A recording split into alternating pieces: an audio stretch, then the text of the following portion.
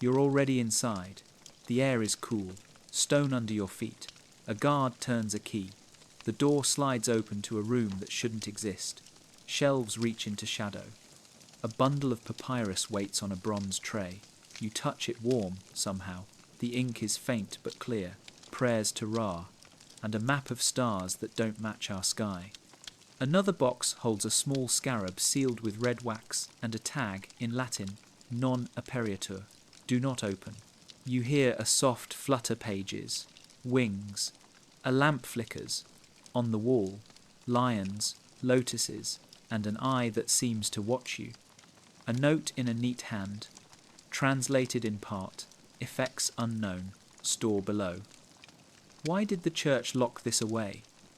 What did the pharaohs know about sleep, about guiding dreams, about bending chance? You breathe in dust and frankincense. Your eyelids grow heavy, like the room itself is casting a spell. Tonight we walk the hidden stacks. We listen to chants older than Rome. We learn what the archives hid and why it matters when you close your eyes. We begin in motion, not theory. Picture a long corridor beneath Vatican City. No tourists, no noise, just the hum of air and the soft click of keys. Inside these vaults, history sleeps. Not only Bibles and letters, but scrolls from deserts far older than Rome. Some carry the quiet mark of Egypt, sun discs, scarabs, the open eye. This is a sleep story, but it is also a guided walk. We will move shelf by shelf, clue by clue. We won't chase wild claims. We'll follow what is simple and strange. Bedtime rites, written in reed ink, breath patterns scratched into wax tablets, hymns to dawn, meant to be whispered before sleep. The church kept many of these papers sealed, not to erase them, but to control them, file them, decide when and how they were read. Power lives in stories. Power also lives in habits. Night habits most of all. Why Egypt? Because the Nile people treated night like a workshop. Dreams were not random. They were messages, choices, and sometimes warnings. Priests trained to shape the night. They used scent, sound, images, and short phrases to steer the mind toward insight and luck. Some of that travelled across time, wrapped in trade, war, and faith. Some of it ended up here, in a city of keys. As you listen, keep your breath easy. Let the images do the work. If a line or picture feels right, keep it. If not, let it pass like a boat on the river. By the end, you will know a simple set of night practices rooted in Egypt, filtered by centuries, and hidden in plain sight. You will not need a temple, only a room, a light, and the calm courage to close your eyes. Beneath the shining basilicas and marble squares of Rome lies a world no tourist map dares to show. The cobblestones above hide a passage where keys clink like muted bells, and torches once burned to keep shadows from growing too bold. Imagine yourself there. The air carries both damp stone and faint incense, as if prayers seep through the walls themselves. Each step downward takes you further from the clamour of the city until only silence remains. At the end of the stair, a heavy door waits. Bronze hinges green with age, a crest carved into wood, a cross encircled by rays of Sunday. But beneath the Christian sign, faintly etched, is something older, a falcon, wings spread wide. No guidebook tells of this. No plaque explains it. This is the quiet overlap of two worlds. One meant for daylight and worship, the other for night and secret memory. When the key slides into the lock, you hear not just the metal turning, but the echo of centuries. Behind this door rest shelves that do not belong to Rome alone. They hold fragments carried across deserts, stolen, gifted, or hidden, when power shifted from Nile to Tiber. Inside, papyrus curls like dried leaves, clay seals crumble at a breath. The writing is not Latin, it is older, the looping hand of a scribe who knew the Nile's floods, who traced prayers by lamplight before the pyramids were yet sand-worn ruins. You step closer, Your eyes adjust to the thin light. Rows stretch into darkness. Some scrolls wear neat tags: Historia, Genealogia, Astronomia, yet others are marked with caution. Non aperiatur. Do not open. Even here, in a library meant to preserve, fear still binds knowledge. Why lock away such pages? Because words shape belief, and belief shapes power. To reveal Egypt's rites of the night would be to admit that wisdom ran deep long before Rome. The floor creaks as though it disapproves of your presence. Dust swirls in tiny galaxies. You reach for the first shelf. A bundle wrapped in thin linen holds a single reed pen, dried black at its tip, tied beside the scroll it once wrote. You untie it gently. The papyrus reveals itself slowly, like a dream surfacing in fragments. Symbols appear: a sun rising, an eye open, a boat gliding across stars. They are not random, they are instructions. Nighttime instructions. One line stands out, inked darker than the rest. To cross into the night, place the eye to the west. You close your eyes. You see it, a small charm set on the bedside table, aligned with the setting Sunday. A symbol not for protection alone, but for passage. A key for the dreamer. Here, in the Vatican's deepest shelves, sleep is not described as rest, but as a journey, a crossing from one shore to another. The silence grows heavier, pressing against your chest. You sense the guardians of these words are not men in robes, but the echoes of scribes, priests, and dreamers who once believed sleep was sacred craft. Their presence lingers in the air, urging you to respect the text, not consume it carelessly. As you close the scroll and tie the linen once more, you realize the door below Rome is not just an entry into a vault. It is a threshold into memory itself, where forgotten worlds still breathe through ink and symbol. You are not just reading history, you are stepping into the same night the ancients once entered with prayer, image, and breath. The lock clicks again behind you, and the question rises like incense. If these rites could shape dreams then, what might they awaken now? The second chamber holds a stillness, unlike the first. Here, light glows golden, not white, as if time itself has slowed. In the centre of the room rests a bronze tray, edges etched with waves that shimmer faintly when touched by flame. Upon it lies a single papyrus, unfurled as though waiting for you. Dust gathers everywhere else, but not here. Someone, unseen, must have kept this one alive. The script is delicate, almost tender, letters shaped like reeds and birds, the familiar rhythm of hieroglyphs. At first glance, it reads like prayer, but closer study reveals a pattern. Each line corresponds to a star, each star to a moment in the night. It is a map of the sky, not as chart, but as clock. The first passage whispers, "When the lion star rises, still the breath. 3 counts in, 3 counts held, 3 counts out. The body sleeps, but the heart stays awake." A simple rhythm, 3 by 3, nothing complex, nothing hidden. A tool meant for anyone, not only priests. The papyrus continues, "At the rising of the ibis star, speak the name you desire. Once, only once. Then release it." The rule is clear, one word, not many. Desire reduced to essence. By narrowing, the intention sharpens like a blade. Too many wishes scatter, one seed alone may root. You imagine a scribe, centuries ago, stepping outside at dusk. He looks at the sky, waits for the lion star to climb, and begins his breath. He waits for the ibis star, whispers a single name, then lies down on his mat. Nothing dramatic, nothing grand, just simple rhythm, simple word. But simplicity carries force when repeated through generations. Why does this scroll rest on bronze rather than wood? Bronze holds a memory of fire, and fire remembers transformation. Perhaps the tray itself was meant to guard the ritual, to keep its energy alive. Or perhaps it was just the nearest plate when the archivist set it down centuries later. Yet symbols matter, and bronze gleams like sun trapped in metal. The longer you read, the more the papyrus seems less like instructions and more like companionship.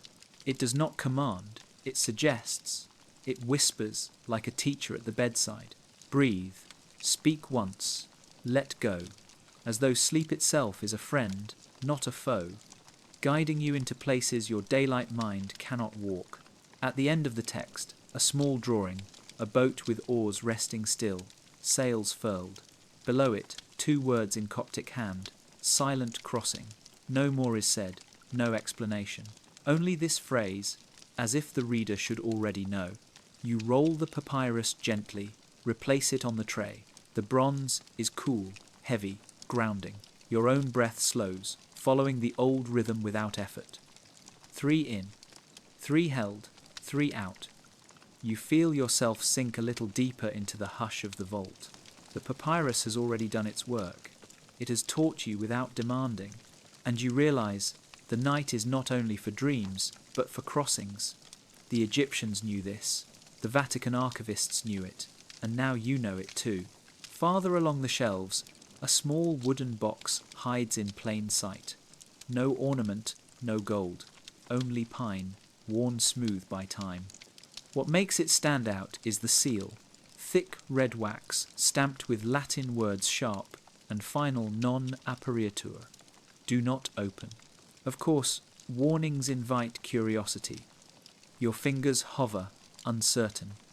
The wax is cracked already, as if someone before you ignored the command. You lift the lid carefully.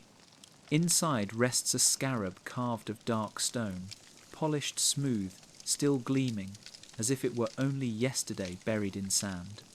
Around its edges runs an inscription, partly worn but still legible. Prayers to Ra, invocations of light against shadow. But the strangest thing is the weight, small as a walnut, yet heavy in your hand, as though it carries more than stone. The archivist's note folded beside it explains, found in Alexandria 1585, said to stir the mind during sleep, kept sealed for safety. Safety from what? You close your eyes and imagine the scarab in its original temple, not as trinket, but as tool. Scarabs symbolized rebirth, dawn, the rolling sun across the sky. To hold one near during sleep was to ask for renewal, not just of body, but of destiny itself. Each night becomes a small death, each morning a rebirth. The scarab bridges that passage, carrying the sleeper safely through darkness. The wax seal speaks of fear. Perhaps some who used it dreamed too vividly. Perhaps it stirred visions not easily dismissed. But fear is not proof of danger. It is proof of power misunderstood. You place the scarab gently on your palm, breathe with it once. A warmth rises, not heat, but awareness. Images flicker at the edge of thought. Sand dunes, chanting voices, the horizon glowing red with Sunday. It is not memory, not fantasy, but impression, like faint ripples on still water. The scarab does what it was meant to. It pulls you toward the rhythm of rebirth. You set it back into the box. The wax lies broken, yet the scarab seems calmer now, as though it wanted to be touched, acknowledged, remembered. The archivist may have feared it, but you know, objects carry only the weight we give them. Held with respect, they are allies. Held with fear, they are shadows. The scarab sleeps again in its box, but its message lingers in you. Sleep is not empty. It is a ritual of death and dawn, and if you dare to cross it with courage, each morning can be more than waking. It can be becoming. The scroll was narrow, curled tight like a reed bending to wind. When unrolled, it revealed not prayers or maps, but something softer, quieter, phrases. Short lines, each written as if meant to be spoken only once, never repeated. The handwriting was steady, but the ink had faded in places, as though the words themselves wished to vanish, leaving only the memory of their rhythm. You lean closer. The first phrase reads, "Breathe with the moon, not the day." Beneath it, another, lay the body down, but keep the ear open. Then, further down, speak not in shouts but in whispers, for the night carries softly. It becomes clear this was not a prayer book, but a guide for training the mind before sleep. A scribe had copied instructions for the simplest, most human of acts, how to speak to oneself before the descent into dreams. There is no grandeur here, no long chants, no elaborate rites, only whispers. The ancients understood that whispers bypassed resistance. A shout alerts the conscious mind, but a whisper slips beneath, sliding into the subconscious where it may take root unseen. You picture the scene, a temple apprentice lying on a simple mat, repeating one short line in a soft breath until sleep arrived. I see the dawn, I see the path, I see the answer. Not loud enough for others to hear, only for the night itself. The whisper becomes like a thread drawn into fabric, weaving intention into the vast cloth of dream. What strikes you most is the humility of it. These were not the grand proclamations of kings or priests. These were the tools of everyday seekers, perhaps even farmers or merchants, given the gift of shaping their nights through the simplest of means. The scribe's handwriting carries the tenderness of someone recording wisdom, not for display, but for survival, for hope, for guidance. A note in the margin, written in Latin by some later hand, attempts to translate the meaning, method of subtle impressing. The archivist saw the technique, but not the spirit. The Egyptians did not view this as manipulation, but as alignment. To whisper was not to force, but to suggest, to open, to invite. The night would decide whether to carry the seed forward. You close your eyes and try. A single phrase, softly, under your breath. I walk safely through night. The words feel smaller when spoken aloud, almost fragile. Yet, in their softness, they carry weight, as though the whisper itself is an act of trust. No need to shout, no need to repeat endlessly. Say it once, lightly, then let the night do its work. The scribe's whisper teaches that sleep is not conquered, it is courted, and the one who learns to whisper before the descent is like a guest who knocks gently at the door, welcomed inside with ease. As you roll the scroll once more and place it back on the shelf, you feel the air shift slightly. Perhaps it is only your breath. Perhaps it is the night leaning closer, listening still. Deeper into the archives, you find a stone slab leaning against the wall, carved with figures rather than text. A lion sits tall, its mane shaped like fire. Beside it, a lotus blooms, petals wide, open to the unseen Sunday. Above them, an eye stares outward, unblinking. No scroll here, no papyrus. Just symbols carved into stone, as if words would never be enough to hold their meaning.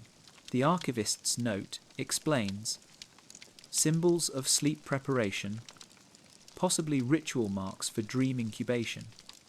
You touch the cool surface. The lion feels steady, firm beneath your fingers.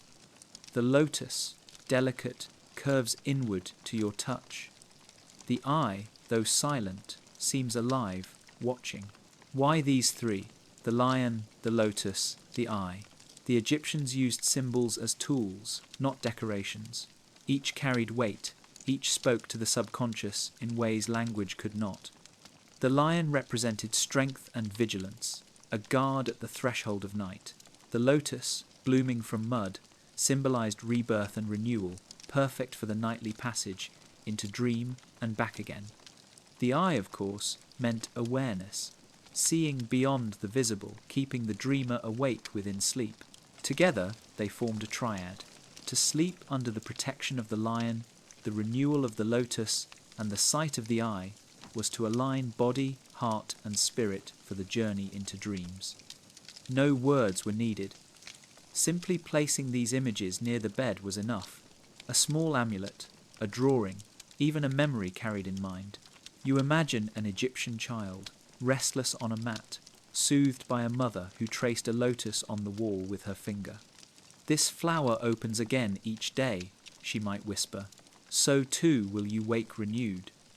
Or a priest stepping into the dream chamber, touching the carved lion at the doorway, asking for courage in the visions that awaited him. Symbols speak where words falter. They plant images directly into the subconscious, bypassing doubt, bypassing reason.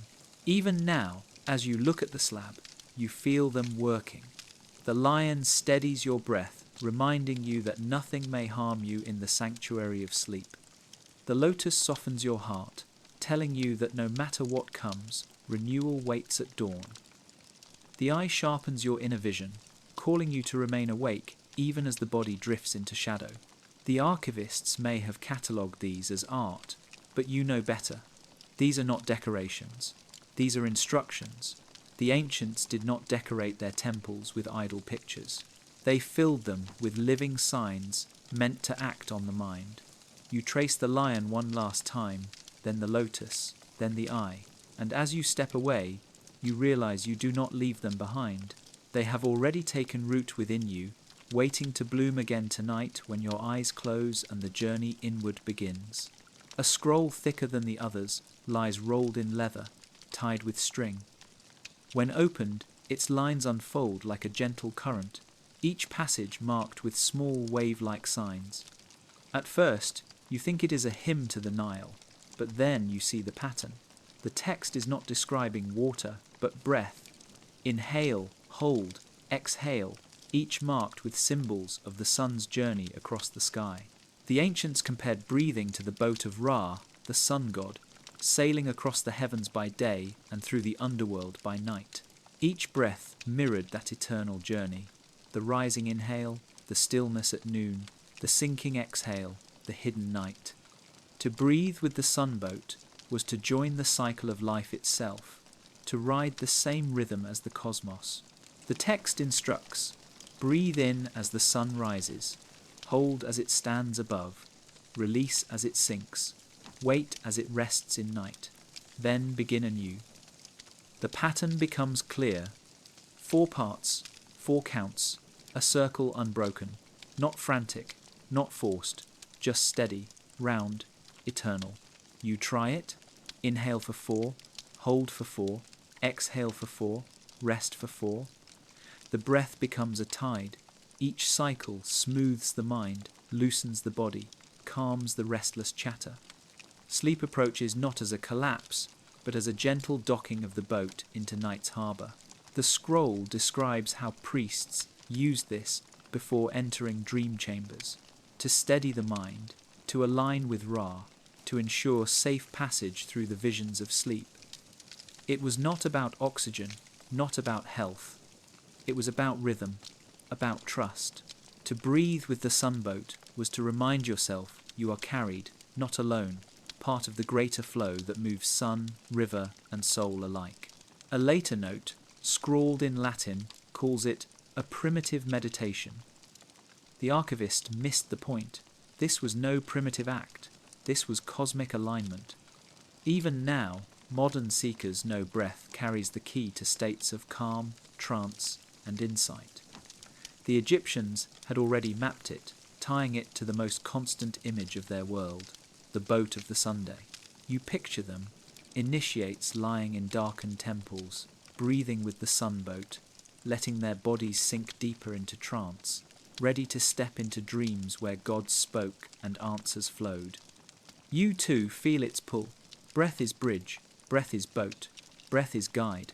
As you set down the scroll, your lungs move on their own, keeping the rhythm. 4 in, 4 hold, 4 out, 4 rest. The night becomes less frightening, less unknown. You are not drifting, you are being carried. And in that awareness lies the true gift of the practice. Sleep is not falling, it is sailing. You are always afloat on the sunboat, carried across darkness into dawn. The Egyptians knew this. The Vatican recorded it, and tonight you will feel it. The archives grow colder as you step deeper, though no draught can be felt. The shelves seem to hum faintly, as though holding memory itself. At the far end, a parchment rests alone, pinned beneath glass, its ink silvered by time.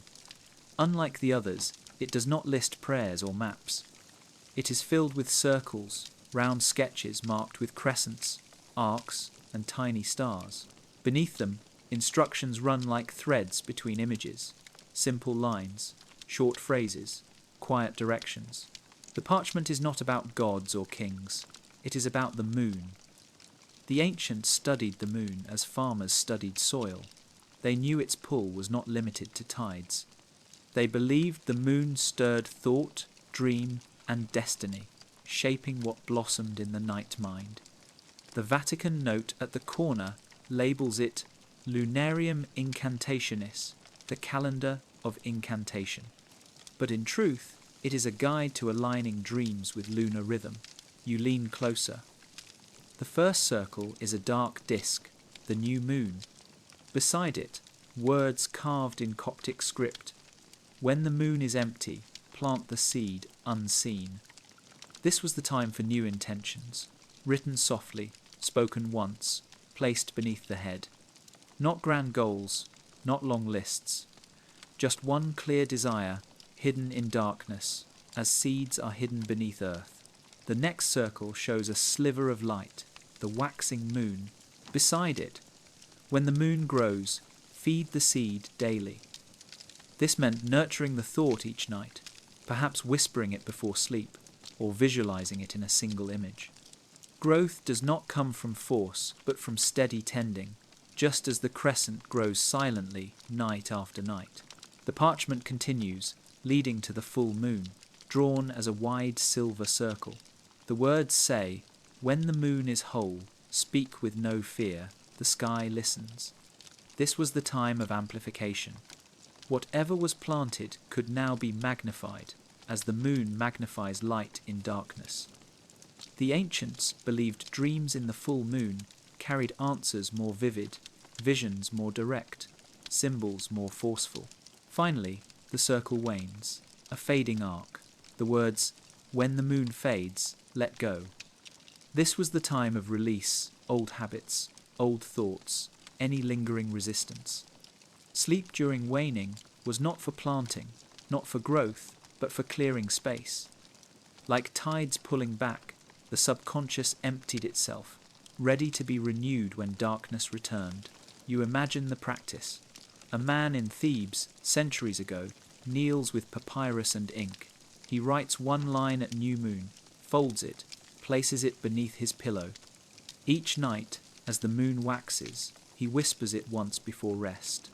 At the full moon, he stands beneath open sky, speaks his desire aloud, then lies down to dream.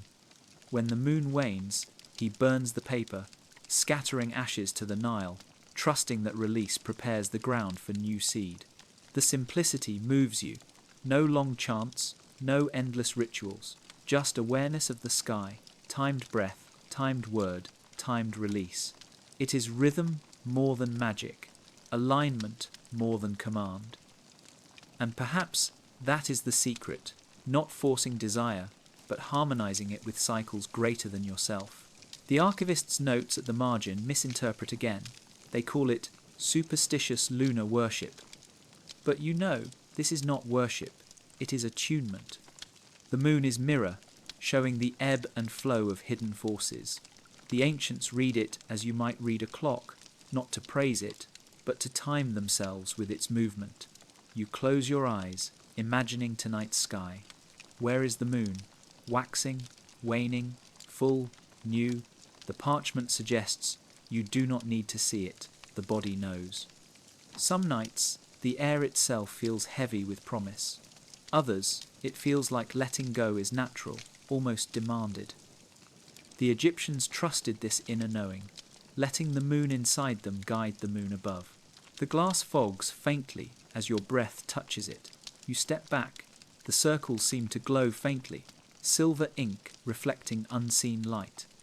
For a moment, it feels as though the parchment is not describing the moon at all, but you, the new moon of your silence, the waxing moon of your hopes, the full moon of your courage, the waning moon of your release.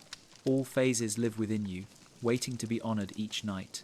And perhaps that is why this parchment was kept sealed. Not because it was dangerous, but because it was powerful in its simplicity. With nothing more than the moon, a dreamer could shape fate.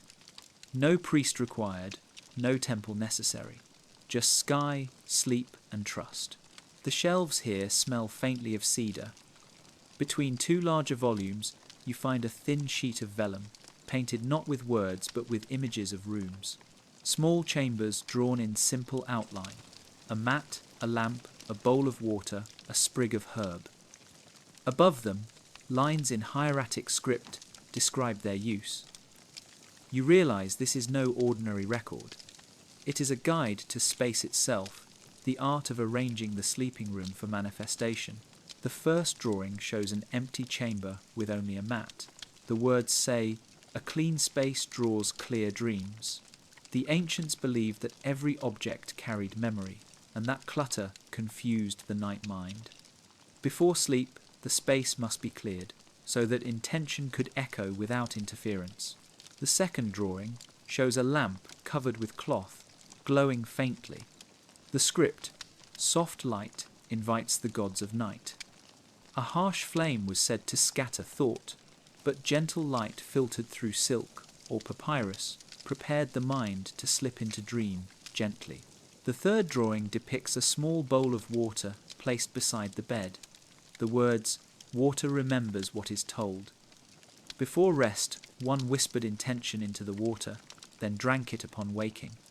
The water carried the message through the night, bridging the gap between sleep and dawn. Another image shows herbs, lotus petals, myrrh, perhaps cinnamon. The script says, "Scent speaks where words cannot." A sprig of herb near the pillow acted like a guide, shaping dreams more directly than spoken words.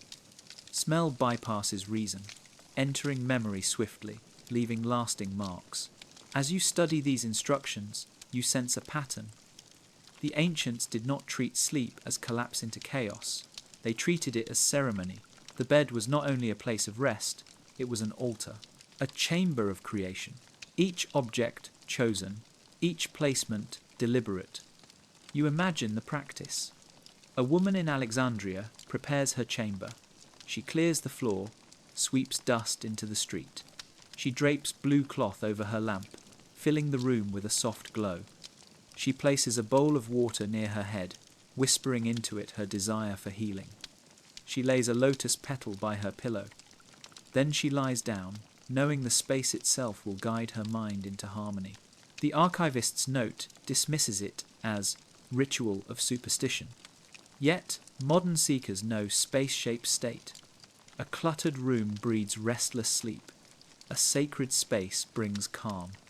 The Egyptians, it seems, knew this long before psychology gave it words. As you set down the vellum, you feel the weight of your own room waiting at home. What objects lie near your bed? Do they speak of calm or confusion? Do they carry memories you wish to keep, or ones you should release? The slumber sanctuary reminds you that sleep is not only inward, it is also outward. The room is mirror to the mind. To shape one is to shape the other. The vellum returns to its shelf, but the lesson remains. Tonight, when you prepare for rest, the room itself will be part of your ritual. The lamp, the water, the air, all allies in the unseen work of sleep. At the farthest edge of the vault lies a parchment smaller than the rest, barely the size of your hand. It is filled not with long lines, but with short, curved marks, notations, almost musical in shape. A translation below suggests these are phonetic cues, guides for spoken words. The title written at the top, Voices to the Night. There is Mopharum, in his lefted toning. The parchment teaches that words, when whispered just before sleep, carry farther than when shouted in daylight. The ancients believed that night listens more closely, as though silence itself were an ear. Whispered wishes slip into the folds of darkness, bypassing the noise of the waking world, planting themselves directly in the soil of the subconscious. The instructions are simple. As the body lies down and stillness gathers, the dreamer is to whisper 3 intentions, no more. Each intention must be short, no longer than a breath. I am safe. I find love. I grow in strength. To speak more than 3 was to scatter energy. To keep them brief was to let them echo clearly. The parchment warns against shouting. Loud words cling to the conscious mind, stirring wakefulness. Only whispers reach the deep. The ancients saw the whisper not as weakness, but as a bridge between worlds. Like a reed flute soft against the wind, it played directly into the ear of the night. You imagine the practice. A man in Memphis lies down after a long day. He waits until his body grows heavy. Then, as his breath slows, he whispers softly, "My path opens." He feels the words vibrate in his chest, then drift upward like smoke. He does not repeat them endlessly. He trusts that once is enough. He drifts into sleep, and the night carries his wish into dream. Another image forms. A mother whispers into her child's ear as they fall asleep. "You are strong." The child drifts into slumber, carrying that message deep into the forming mind. A small seed, planted nightly, grows into unshakable belief. The archivists noted these as primitive lullabies. They missed the essence. These were not lullabies. They were spells, crafted through the simplest act of voice. Even now, scientists know sound imprints on memory more deeply than image. The ancients did not need studies to prove it. They trusted experience. You close your eyes and try. A whisper, soft enough that no one else could hear. "I am at peace." The words seem to dissolve as soon as they are spoken, yet they linger in the air, vibrating gently, settling into the silence. The body loosens. The mind feels held. You roll the parchment and replace it carefully. The whisper has already begun its work. Tonight, when you lie down, the silence will not be empty. It will be listening, and what you choose to whisper will be heard.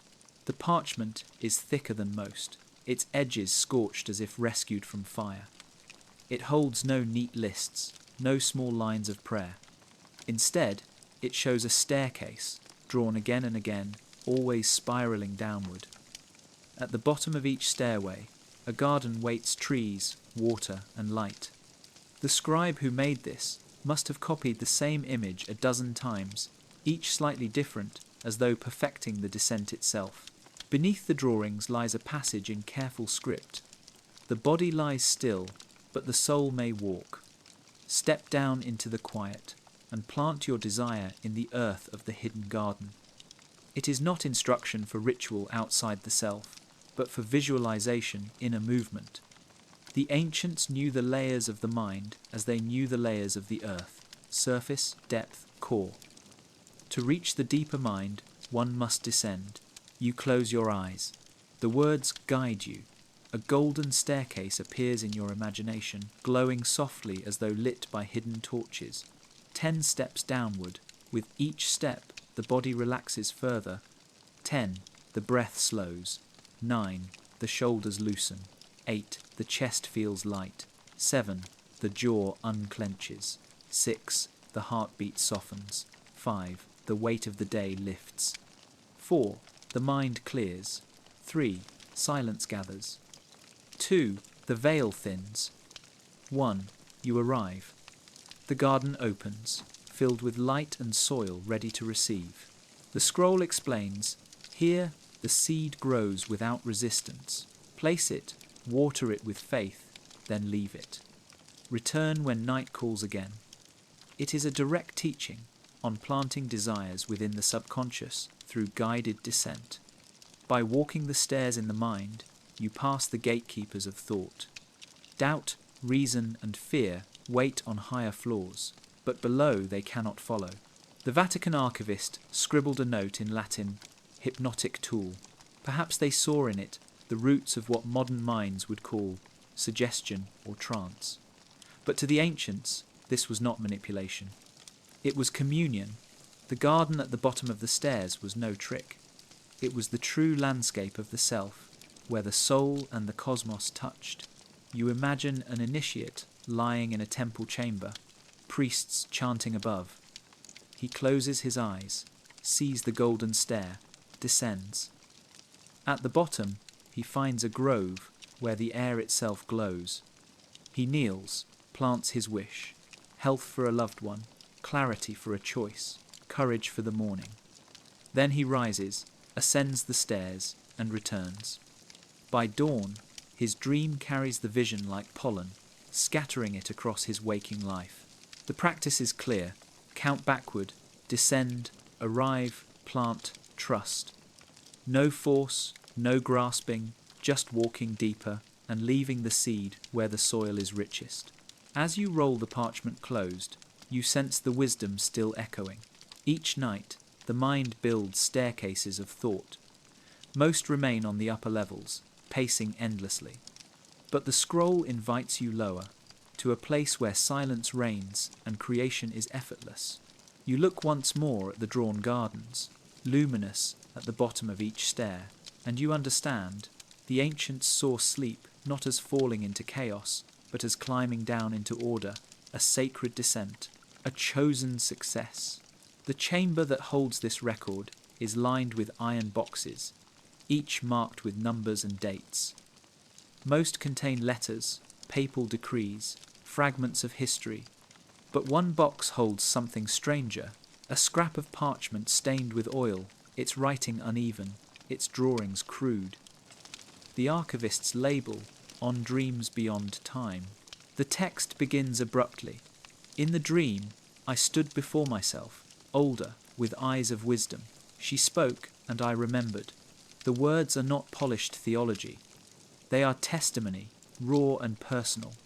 Whoever wrote this was recording an encounter not with gods or angels, but with their own future self. You read on. The writer describes lying down, whispering a request, "Show me what I must know." That night, a dream unfolded where she met a radiant version of herself, living in prosperity and peace. This future self spoke words of guidance, revealed paths to take, warned against pitfalls. The dreamer awoke with clarity, and her life changed course. The scroll suggests that sleep is not bound by linear time. The Egyptians believed dreams opened a corridor where past, present, and future met. Just as memory can recall moments decades old, so too can the subconscious reach forward, glimpsing what is yet to come.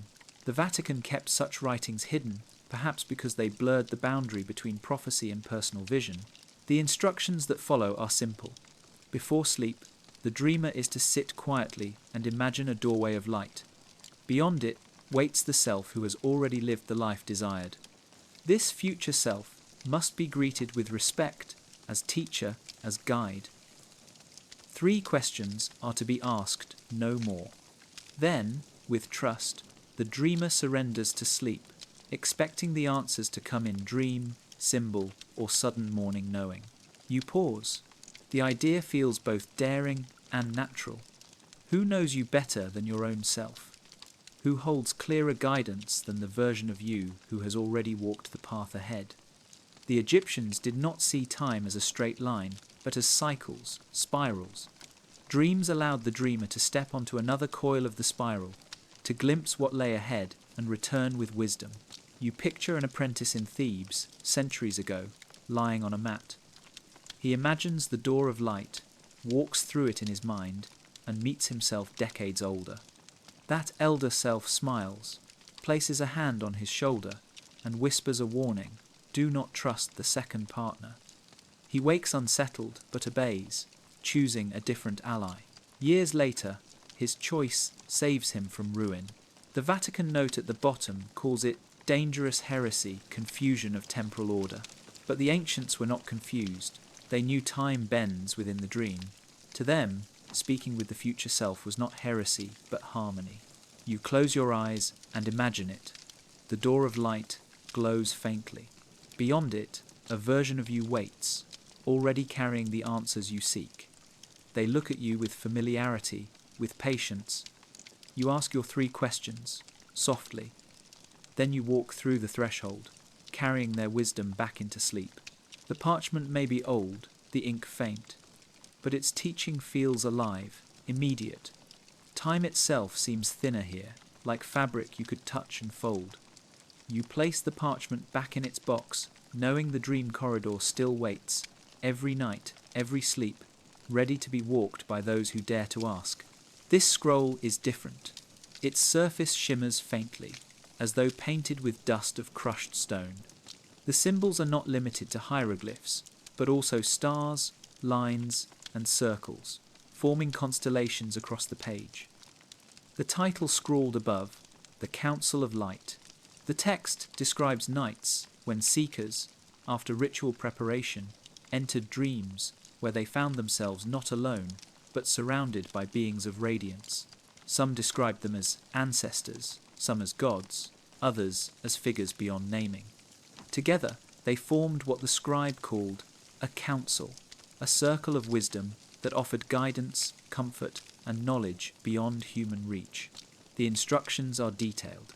Before sleep, the dreamer must quiet the mind and breathe until the body feels light.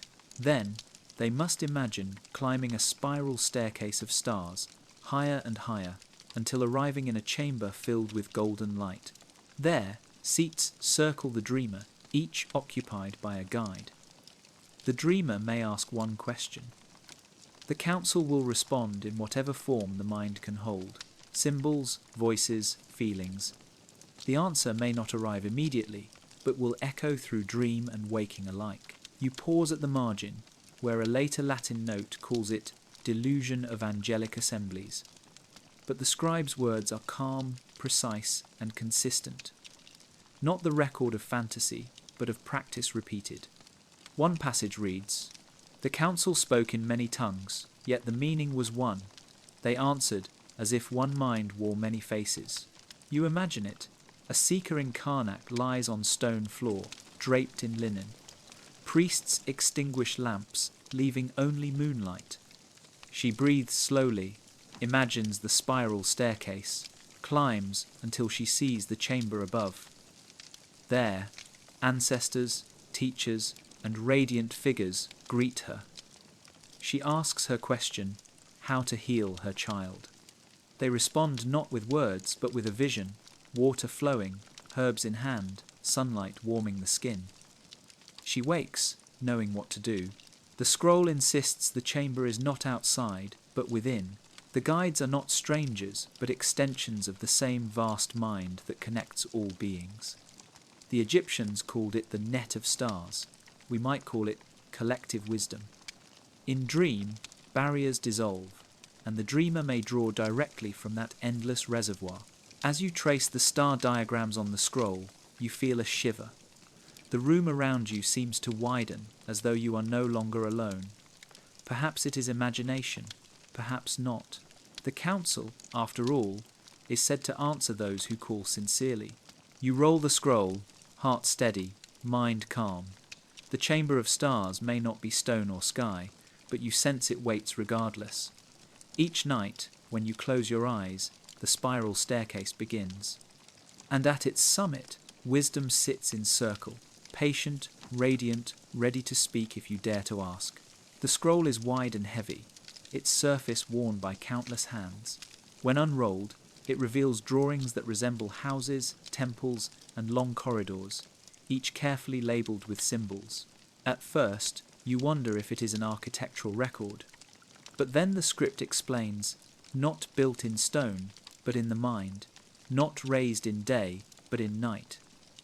It is a guide to what the ancients called the palace of memory.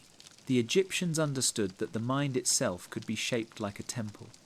Each chamber within the imagination could hold not only memory, but intention, vision, and desire.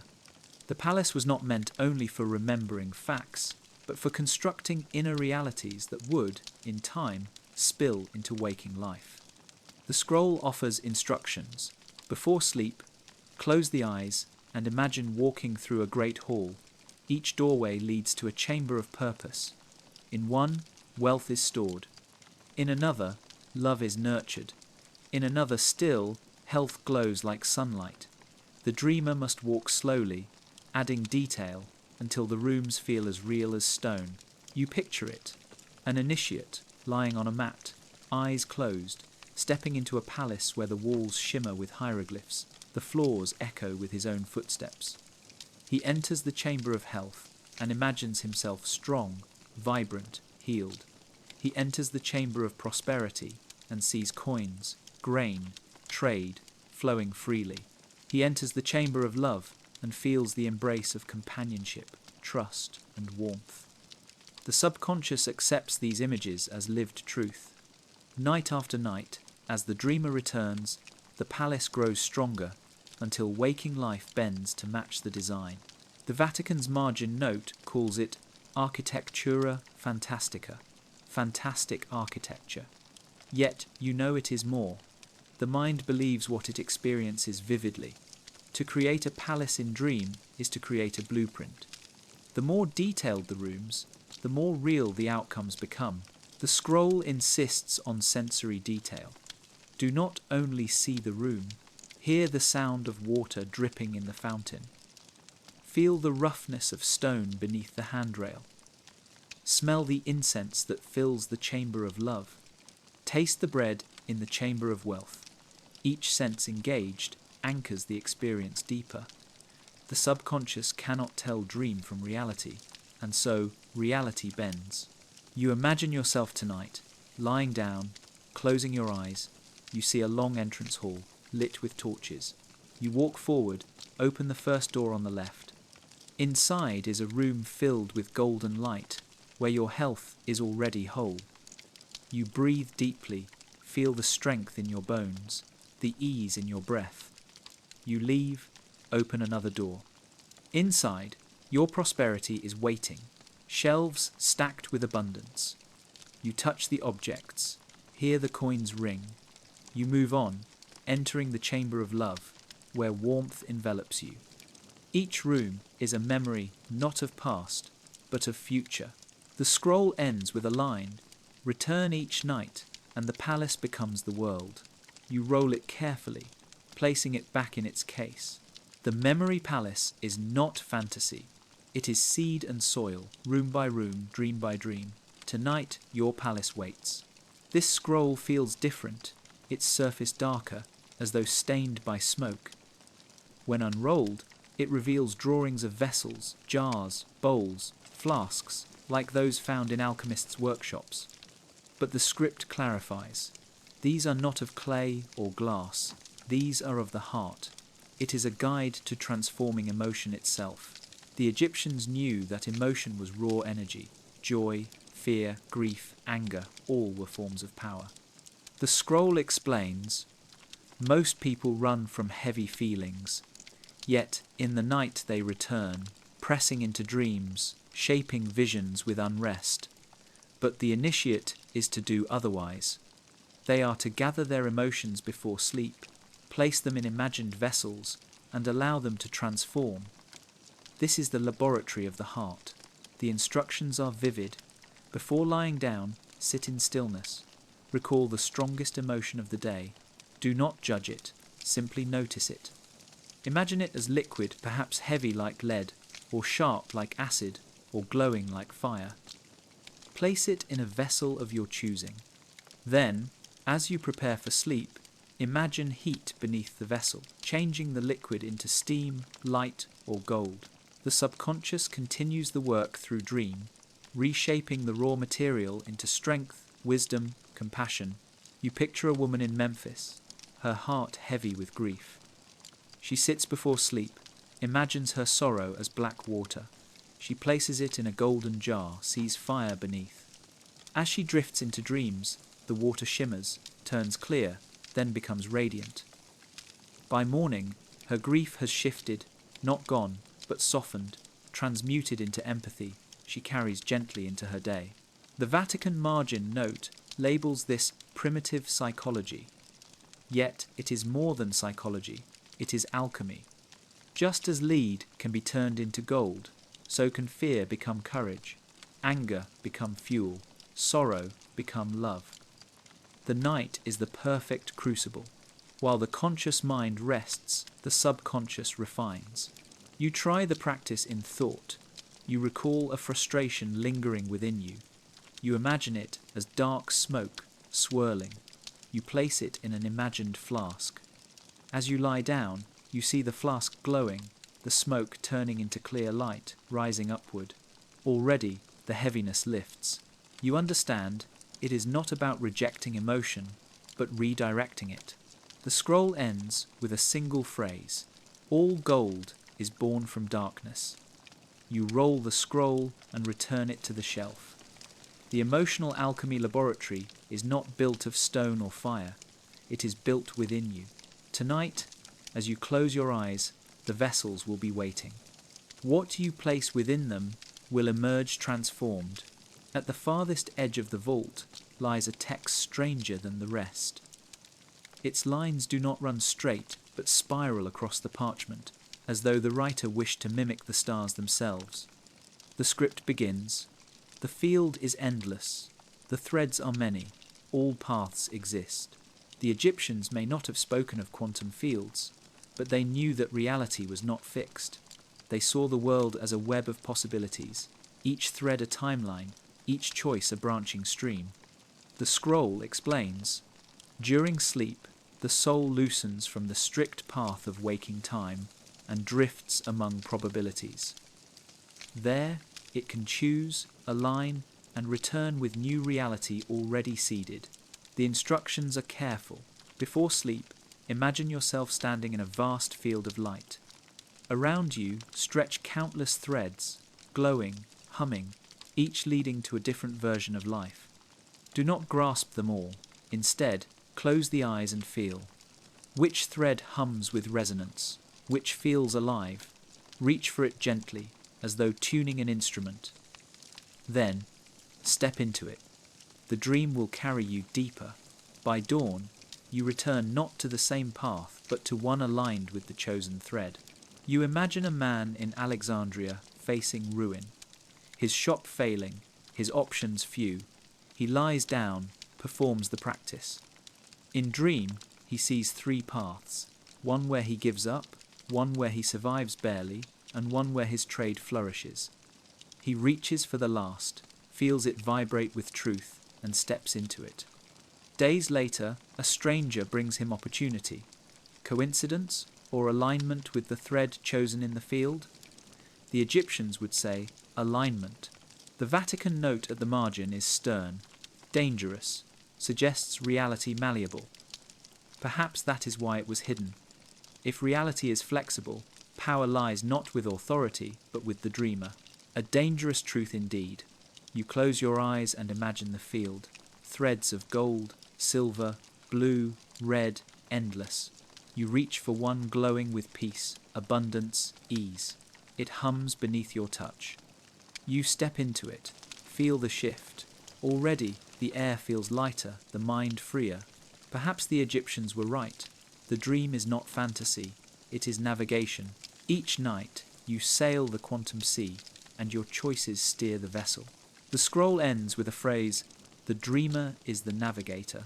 The field awaits. You roll the parchment gently, heart steady, mind open.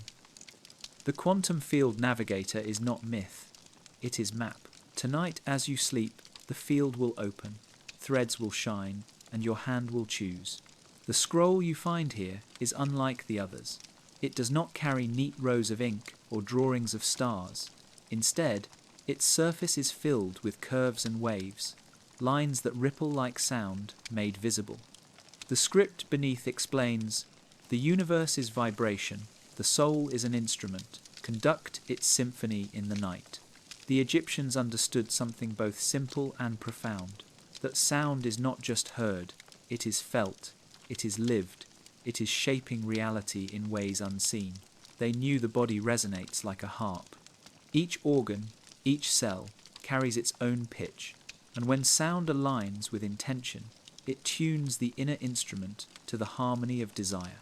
The scroll describes priests who entered sleep chambers with flutes, drums, and harps. They played not for entertainment, but for calibration, a low hum to slow the body into trance, a gentle string to lift the heart into openness, a steady beat to steady the breath. As the dreamer drifted, the sounds followed them into the night, carrying intentions deeper than words. You imagine lying in a dark chamber, torches extinguished, only a faint glow of moonlight. Around you, soft music begins. A harp plucks a repeating pattern, steady and calming. A drum echoes faintly, like a heartbeat. The sound does not disturb, but enfolds you.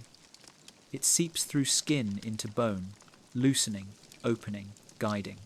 Soon your body drifts, yet the music continues, a bridge across the threshold. The scroll gives instructions for those without musicians. It teaches the dreamer to hum softly before rest, matching the hum to the feeling desired. A low hum for grounding, a higher hum for clarity, a gentle rising tone for joy. The body feels the vibration. The subconscious remembers it.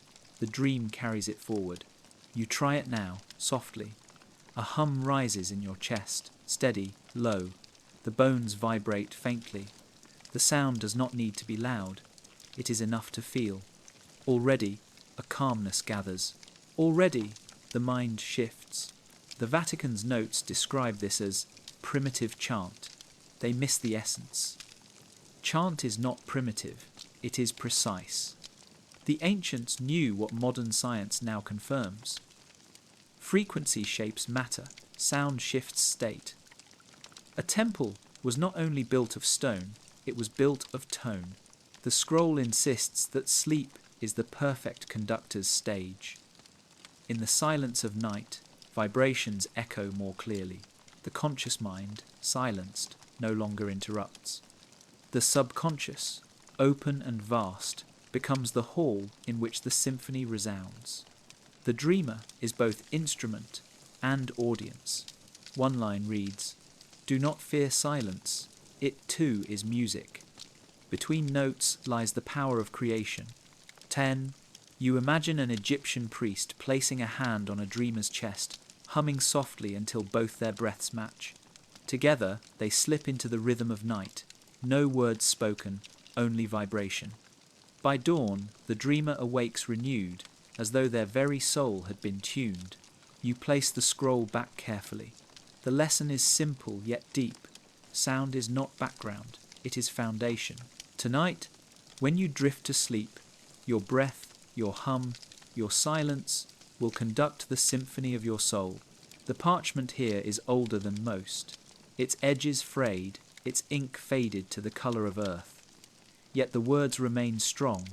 The blood remembers, the bones remember. Sleep is the bridge to the ancestors. The Egyptians held that lineage was not only flesh but memory. They believed the experiences of those before you live within, carried forward through blood, breath and bone. During waking, you may forget, but in sleep, when barriers fall, the voices of the ancestors return, whispering wisdom, offering strength. The scroll describes rituals of connection. Before sleep, the dreamer places a small object of lineage near their bed, a ring, a bead, a scrap of cloth. If none exists, then a simple stone or stick, charged with intention, may serve. The dreamer holds it, breathes upon it, and whispers, "Ancestors, walk with me tonight, share your wisdom." Then they lie down, trusting that dreams will open the path. You imagine a young woman in Thebes, burdened by doubt. She holds a bracelet once worn by her grandmother. She whispers the prayer, drifts into sleep. That night, she dreams of a great hall where her grandmother sits beside other elders, faces she does not know, but feels she has always known. They guide her, not with long speeches, but with gestures, feelings, symbols. She wakes certain of her next step. The Vatican margin notes call this ancestor veneration, heathen. But to the Egyptians, it was not worship, it was dialogue. Just as children learn from living elders, so too could they learn from those who had passed. Death was not silence, it was transition. The dream was the meeting ground. The scroll gives instructions on listening. The dreamer must not demand. They must ask softly and allow symbols to arise. Perhaps a bird flies across the dream freedom, perhaps water flows healing. Perhaps a familiar face smiles approval. The dreamer must trust their own recognition. The ancestors speak in the language of the soul, not in words of logic. You close your eyes and imagine your own lineage. Behind you stretch countless lives, countless stories, countless strengths. Some struggled, some triumphed, some fell. All live within you.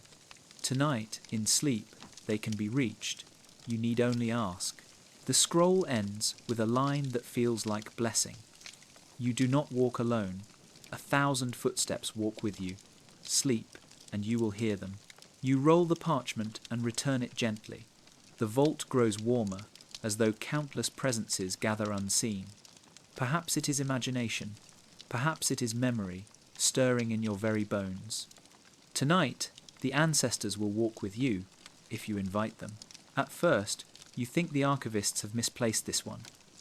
It is not parchment, but fragments of stone, carved with symbols of gems, amethyst, quartz, lapis, emerald. Each piece describes placement, shape, and ritual. Together, they tell of what the ancients called the crystal cave. The Egyptians revered stone not only for beauty, but for resonance.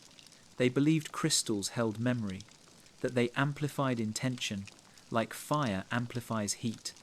To place a stone beside the sleeper was to anchor their dream, to broadcast their desire into the unseen. The fragments describe practices. Clear quartz, placed near the head, was said to open vision, making dreams vivid and precise. Amethyst, near the heart, calmed restlessness, guarding against nightmares. Citrine, at the feet, drew prosperity, steady and grounded. Rose quartz, by the side, nurtured love, soft and constant. You imagine a chamber lined with crystals, torches glowing against their facets, light scattering into rainbows across stone walls. A dreamer lies within, surrounded by the quiet hum of mineral resonance. Their breath slows, their mind opens. Each crystal hums its silent note, shaping the dream, guiding the night. The Vatican notes label this mineral superstition. But you recall that even now, crystals resonate with energy, vibrating under pressure, amplifying signal. The ancients knew without machines what modern science confirms.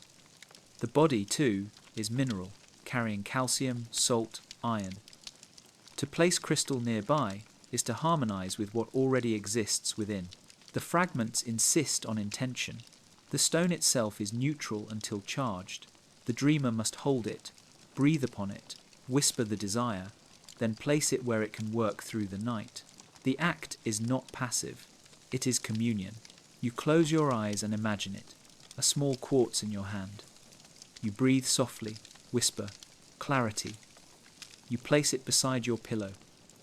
Already, the air feels different, charged, alive.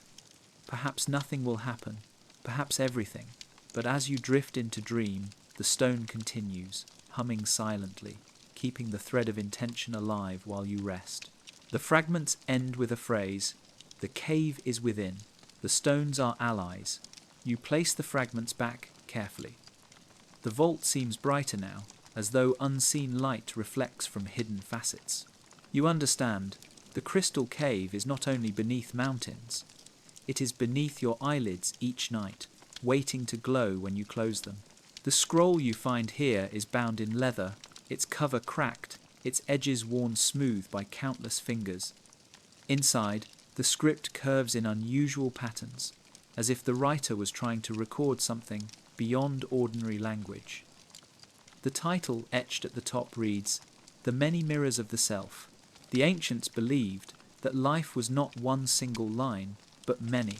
Every choice created a branching path, each path becoming a version of the self, living elsewhere in the vast field of reality. The Egyptians knew sleep opened the doorway to these other lives. Within dream, one could glimpse them, speak with them, even merge with them, carrying wisdom and strength back into the present. The scroll explains, "At night, stand in the hallway of mirrors. In each reflection, see another you. Choose not with eyes, but with heart. Step through and learn." The instructions are simple. Before sleep, the dreamer imagines a long hall filled with mirrors. Each mirror shows a life, one where they succeeded, one where they failed, one where they wandered, one where they stayed. The dreamer is to walk slowly, feeling each reflection. The one that resonates most strongly becomes the doorway. Step through, and the dream will carry you into that parallel self. You imagine it vividly. A man in Alexandria, struggling with his business, lies down at night. In dream, he walks the mirrored hall. One mirror shows him poor and broken. Another shows him comfortable but uninspired. A third shows him thriving, speaking with confidence, surrounded by allies. His heart pulls toward the third.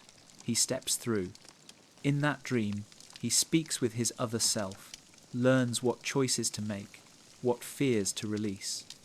He awakens changed, carrying the knowing as if it were always his own. The Vatican Archivists' note labels this dangerous illusion of multiplicity. But perhaps they feared what it implied, that no authority controls destiny, for every soul holds infinite versions of itself. Power lies not in hierarchy, but in the choices of the dreamer. The scroll warns against confusion. Do not wander endlessly. Do not enter every mirror. Too many lives at once overwhelm the mind. Choose one. Merge gently. Thank the self you meet. Return with respect. The dreamer must remember, all these selves are threads of the same fabric. No version is better or worse. Each carries wisdom. You close your eyes and imagine it. A hallway stretches, mirrors on either side. Each reflection is you, yet not you. One is older, one is younger, one carries joy, one carries sorrow. You pause before a reflection where your eyes shine with clarity. Your chest feels lighter, your breath easier. You step through, feel the warmth of alignment. That self smiles, hands you a single word. You wake knowing it is the key you need. The scroll ends with a phrase, all lives are one life. All selves are one self. Walk the mirrors and you will know. You roll the scroll carefully. Already you sense the mirrors waiting within your own sleep. Tonight, when you close your eyes, the hallway may appear, and when it does, you will know which reflection is calling. The parchment here is fragile, its fibers thin as if they could dissolve at a touch. Yet the ink glows dark, fresh, as though written yesterday. The first line reads, "The story you write becomes the life you live, right before sleep, and the dream will remember." The Egyptians knew that story is not mere entertainment. Story is creation. They believed the subconscious responds most powerfully to narrative. When you write the tale of your life as though it were already true, the dream accepts it, weaving it into reality. The scroll describes the practice. Before sleep, take a reed pen and fresh papyrus. Write a single story, no longer than one page. Write it in present tense, as if it is happening now. Do not write wishes or maybes. Write certainties. I rise in strength. I speak with wisdom. I am surrounded by abundance. The story must be vivid, filled with detail. Smell the bread in your shop. Hear the laughter of companions. Feel the warmth of gold in your hand. The more vivid, the deeper it roots. After writing, the dreamer reads the story aloud once. Then they fold the papyrus, place it near their head, and drift into sleep. The story becomes the final thought, the seed planted in the fertile soil of the subconscious. By morning, the dreamer awakens not only remembering the story, but carrying it in their bones. You picture a woman in Thebes, her days filled with struggle. Each night she writes, "I live in peace, my children thrive, my home is warm." At first, it feels false, distant, but she persists. Night after night, the words carve grooves in her mind. Soon her dreams show her living this life. Soon she wakes with decisions aligned to her story. Slowly, her outer world bends to the inner script. The Vatican note calls this magical fiction. Yet, modern minds know the power of affirmation, visualization, and narrative therapy. The Egyptians understood centuries earlier. They knew the mind does not distinguish between lived memory and vividly imagined story. Both shape the neural pathways, both become truth. You close your eyes and imagine writing tonight. You hold a pen, draw words across a page. I walk in clarity. I welcome abundance. I love and am loved. You whisper them once, fold the page, place it by your bed. You feel the weight of story anchoring your dream, steering it toward your chosen life. The scroll insists on one rule: do not contradict the story.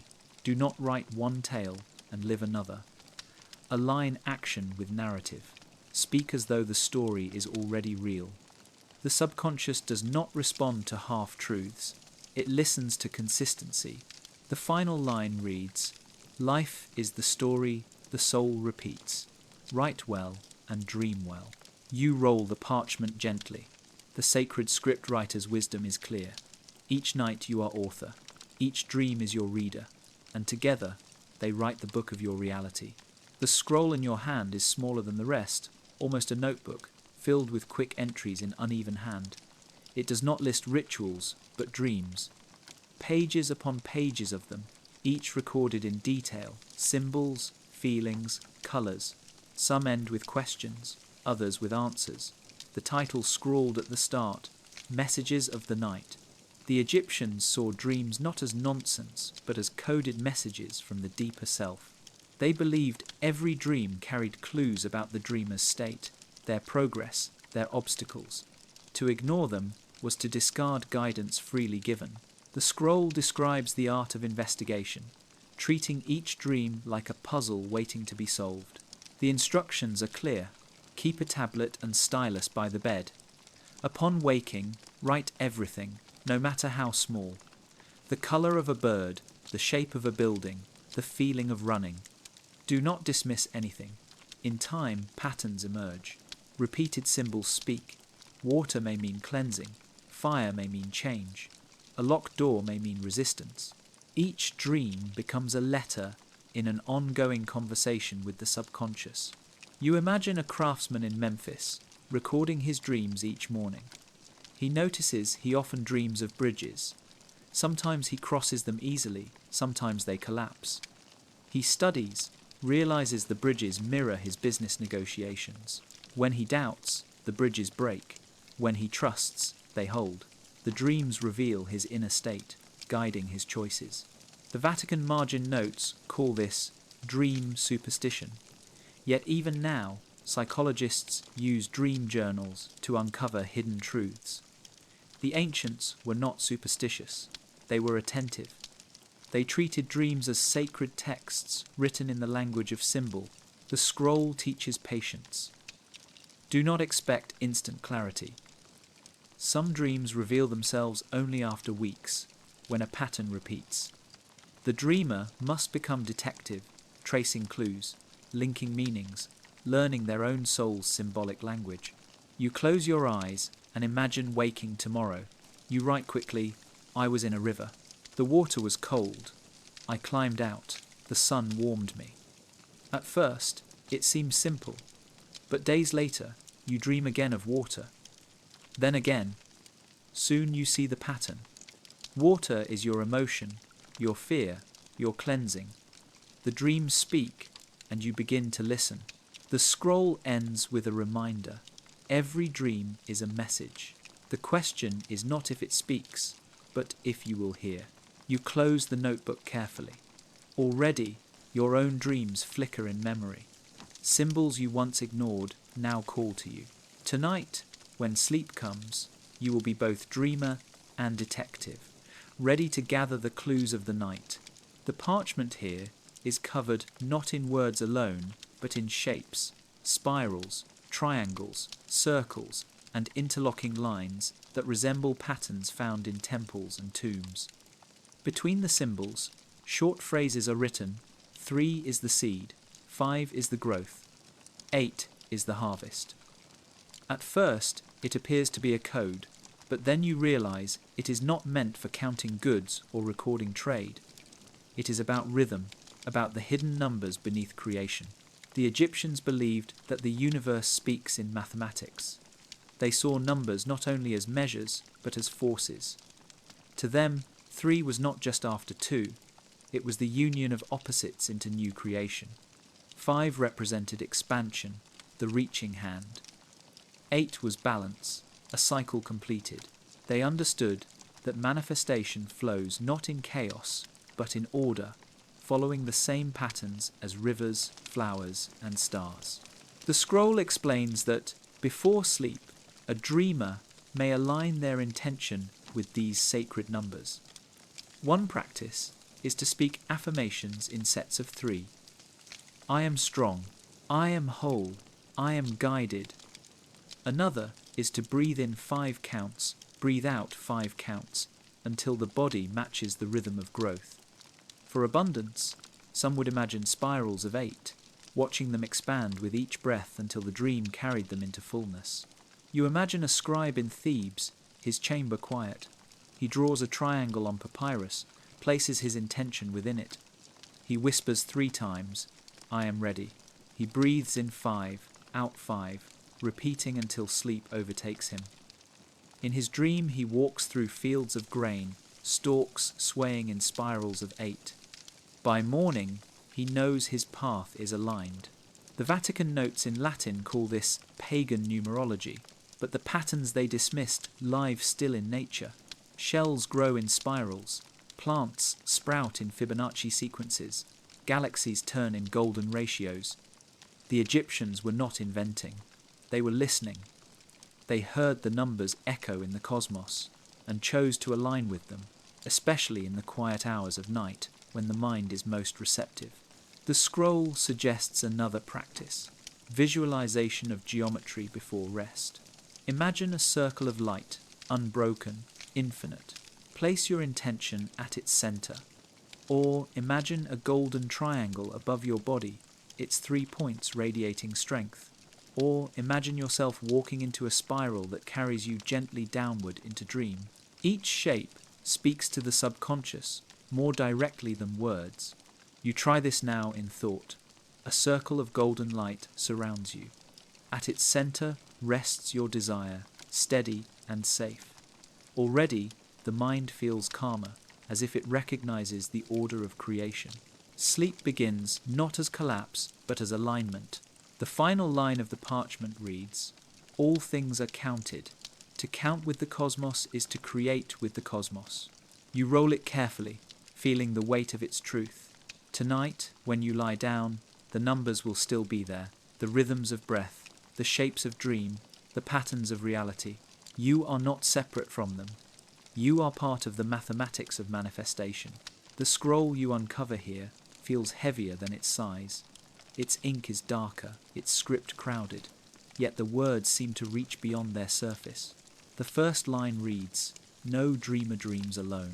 The Egyptians knew that consciousness was not contained within a single mind. They saw thought as a river, shared by all who drink from it. They believed that in sleep, the barriers between minds dissolve, and each dreamer drifts into the vast sea of collective consciousness. In this sea are all memories, all possibilities, all wisdom gathered across generations. The scroll describes dreamers who sought guidance not from gods, not from ancestors, but from humanity itself. They entered dreams, asking, what do all know? What is hidden in the shared mind? And in their sleep, visions came not of personal symbols, but of archetypes universal to all. Fire as transformation, water as emotion, sky as freedom, serpent as renewal. You picture a teacher in a small village. She worries about how to guide her students. One night, she whispers before sleep, show me what all teachers know. In her dream, she sees herself among countless figures across time, each guiding, each speaking wisdom. She wakes with a new method, one she had never read but somehow always knew. The Vatican note calls this confusion of souls. But to the ancients, there was no confusion. The soul is both individual and collective, like a wave and the ocean. Dreams allow the wave to fall back into the sea, to gather wisdom, then rise again as itself, changed yet the same. The scroll offers instructions. Before sleep, the dreamer sits quietly and imagines their mind as a lamp. The flame grows, expands, merges with other flames, until the light becomes a vast fire stretching beyond horizon. Then the dreamer whispers one question into that fire. Sleep follows, and the answer comes not from one guide, but from many, carried in images, words, or sudden insights upon waking. You try to imagine it now. Your mind as a small lamp, flame trembling. Slowly it grows, touching other flames, until there is no separation. All fire is one fire. In that expanse, you whisper, "Show me what I must learn." Already, the silence feels fuller, as if countless voices breathe beneath it. The scroll warns, "Do not seek selfish gain." The collective does not answer greed. It responds to harmony, to what serves not only you, but the whole. A dreamer asking for wealth may receive nothing, but a dreamer asking how to serve with abundance may awaken with clarity. The parchment ends with a simple truth. The dreamer is a thread. The dream is the tapestry. You place it back with care. The air seems thicker, as though filled with unseen presence. Perhaps the archivists felt it too and sealed it away. Tonight, as you close your eyes, remember, your dream is not yours alone. It is part of the great weaving, threads crossing, patterns forming, the collective mind shaping itself through you. The scroll here is marked with stains, as if water once spilled across it. The ink blurs in places, yet the words remain legible. At the top is a phrase that seems to shimmer even in dim light. The past is clay, the dreamer may reshape it. The Egyptians did not see memory as fixed. They believed that each recollection is soft, pliable, open to recreation. During waking, the mind clings to old hurts, repeating them as if carved in stone. But in sleep, the boundaries loosen. The past can be revised, its meaning reshaped, its power transformed. The scroll explains the practice.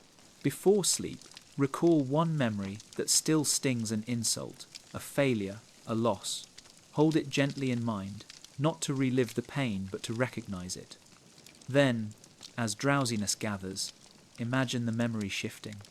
The words spoken become kinder. The outcome shifts toward healing. Or perhaps the memory remains the same, but you see it differently, with compassion, with strength. As you drift into sleep, the subconscious accepts the revision, storing it as new truth. By morning, the sting lessens, and the memory no longer binds. You imagine a man in Memphis, haunted by the memory of his father's disappointment. Each night he recalls it, then reshapes it. In his revised dream, his father speaks words of pride. At first, it feels false. But over time, the new memory softens the wound. He wakes lighter, freer, more confident. His life begins to unfold as if the old pain had never chained him. The Vatican note condemns this harshly. Dangerous heresy, denial of sin. But the Egyptians were not denying. They were transforming. They knew that to carry pain unhealed is to poison the present. To reshape memory is to release its hold, allowing new creation to flow unblocked. The scroll insists on care. Do not rewrite all. Do not erase lessons. Revise only the pain that no longer serves. Keep the wisdom, release the wound. In this way, the past becomes a foundation, not a cage. You try the practice in thought. A memory rises an old regret. You see it clearly. Then you breathe, soften it. You see yourself acting differently, wiser, calmer. You see the moment resolve with peace. The heaviness lifts. Already, your chest feels lighter. The final line reads, "The past is not stone, it is sand. In dream, the wind reshapes it." You roll the scroll carefully. Perhaps this is why it was hidden. Institutions seek permanence, but the Egyptians knew life is change, even memory is change. Tonight, as you drift into dream, your past may shift like sand, leaving you free to walk into a new dawn unburdened. The scroll you find here is brighter than the rest. Its surface shimmers faintly as if touched by gold dust. At its top is written, "Gratitude is the lamp that multiplies light. Enter the chamber and all becomes brighter." The Egyptians knew the power of gratitude was not small courtesy. but a force of creation. They saw thankfulness as a frequency, one of the highest, vibrating beyond fear, beyond lack, beyond sorrow. They believed that to enter sleep with gratitude was to magnify every intention planted there, multiplying its strength 100-fold. The scroll describes a chamber in temples, set aside only for thanksgiving. No offerings were brought there for request. No petitions were made, only thanks. Priests would guide initiates to sit in silence and speak aloud 3 blessings already present in their lives. A full harvest, a child's laughter, the warmth of the Sunday. They would speak until their hearts swelled. Then they would lie down in that vibration, entering dream with the echo of gratitude filling their entire being. You imagine a farmer after long work. He enters the chamber weary but speaks, "I am grateful for water. I am grateful for soil. I am grateful for breath." As he repeats, his eyes soften. He lies down, his sleep deep, his dreams vivid with growth. By dawn, he feels renewed, ready, aligned. The Vatican margin notes dismiss it, naive piety. But the Egyptians were not naive. They understood a law deeper than law, that what you feel draws its likeness. Gratitude attracts abundance because gratitude already lives in abundance. The poor man, grateful, is richer than the wealthy man blind, and dreams amplify whatever state you bring to them. The scroll instructs a nightly ritual. Before sleep, place your hand on your heart. Speak 3 thanks for the day just past. Do not force them. They may be small, the taste of bread, the smile of a stranger, the light of dusk. Let them grow naturally until you feel warmth in your chest. Then speak 3 thanks for the future, as though already true. I am grateful for my healing. I am grateful for my abundance. I am grateful for my love. Drift into sleep with this echo. You try it now in thought. 3 thanks arise easily. Your chest warms. Already the mind softens, feels safer, more open. To enter sleep in this state is to enter a chamber glowing with light. The final line of the scroll reads, "Gratitude is the multiplier. Plant it, and the harvest is endless." You roll the scroll carefully, sensing its glow does not fade. Tonight, when you prepare for sleep, you will not ask first. You will thank, and the chamber will open. The next scroll seems almost alive. Its script winds in spirals, not straight lines, as though refusing to be confined. The first phrase catches your breath. What you call impossible is merely unseen. Sleep is the portal where limits dissolve. The Egyptians knew that possibility is endless, yet most live within cages of belief. They believed the night was the key that unlocked these cages. In dream, there is no ceiling, no wall, no law, but imagination. And what the mind experiences there can spill into waking life, erasing limits, opening new paths. The scroll describes initiates who practiced dissolving impossibility before sleep. They would sit in silence and name one belief of limitation. I cannot heal. I cannot prosper. I cannot be free. Then, as they lay down, they imagined that belief dissolving like mist, fading into nothingness. In its place, they imagined infinite doors, each opening into a new reality. They chose one, stepped through in dream, and lived within it. By morning, they carried the taste of that limitless state. Over time, their waking lives changed, reflecting what they had accepted in the dream. You picture a fisherman in Alexandria, weary, convinced he will never rise beyond poverty. He practices. That night, he dreams of standing before countless doors. He opens one, finds himself leading a fleet, prosperous, respected. He wakes with memory, not of fantasy, but of possibility. Slowly, he begins to act differently, walk differently, choose differently. Within years, his life reflects the dream he once thought impossible. The Vatican note labels this dangerous imagination. But what is imagination but the blueprint of creation? Everything once impossible becomes real through those who first dared to imagine. The Egyptians simply harnessed this truth deliberately. especially during sleep when resistance is weakest. The scroll teaches, before sleep, whisper, all is possible. Imagine standing at the edge of endless doors, each glowing with light. Step into one. Let the dream carry you. Do not question. Do not resist. Trust. In the morning, remember what you felt. Act as though it is already yours. You close your eyes and try it. Doors appear, stretching endlessly. Each one pulses with a different life.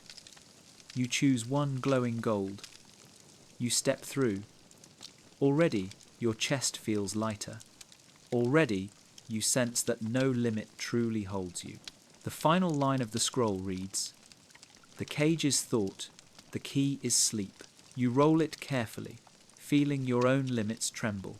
Tonight, the infinite portal waits, and when you step through, you may never be the same." The final scroll in this row is etched with lines that resemble waves of light. It reads, "You are a beacon. What you broadcast, you receive. Shape your energy, and the world reshapes around you." The Egyptians believed each person radiates a unique energy signature, an unseen pattern that attracts matching experiences. They saw the self as a transmitter, broadcasting constantly, whether consciously or not. Most dreamers send signals of fear, doubt, or lack.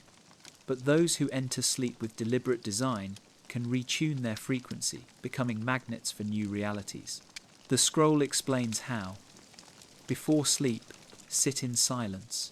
Ask, what energy do I wish to carry? Abundance, love, strength, healing? Visualize this energy as light, glowing from the heart, filling the body. Imagine it pulsing outward in waves, reaching beyond the room, beyond the city, into the cosmos. Feel it continue as you drift into dream. In sleep, the subconscious accepts this as the new signature, broadcasting it all night long. By dawn, the dreamer wakes aligned. You imagine a musician in Thebes, his career stagnant. Each night he feels failure, doubt.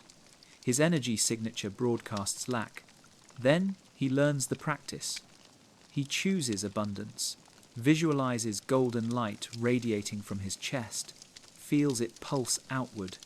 Night after night, his dreams echo with success, music flowing, crowds listening. Soon his waking life shifts. Patrons arrive, recognition grows. He has not forced it, he has tuned to it. The Vatican margin note calls this occult vanity. Yet the truth is simple. All beings radiate. Even silence carries energy. The Egyptians knew the choice lies in design. Sleep is the architect's table where the new signature is drawn. The scroll warns against insincerity.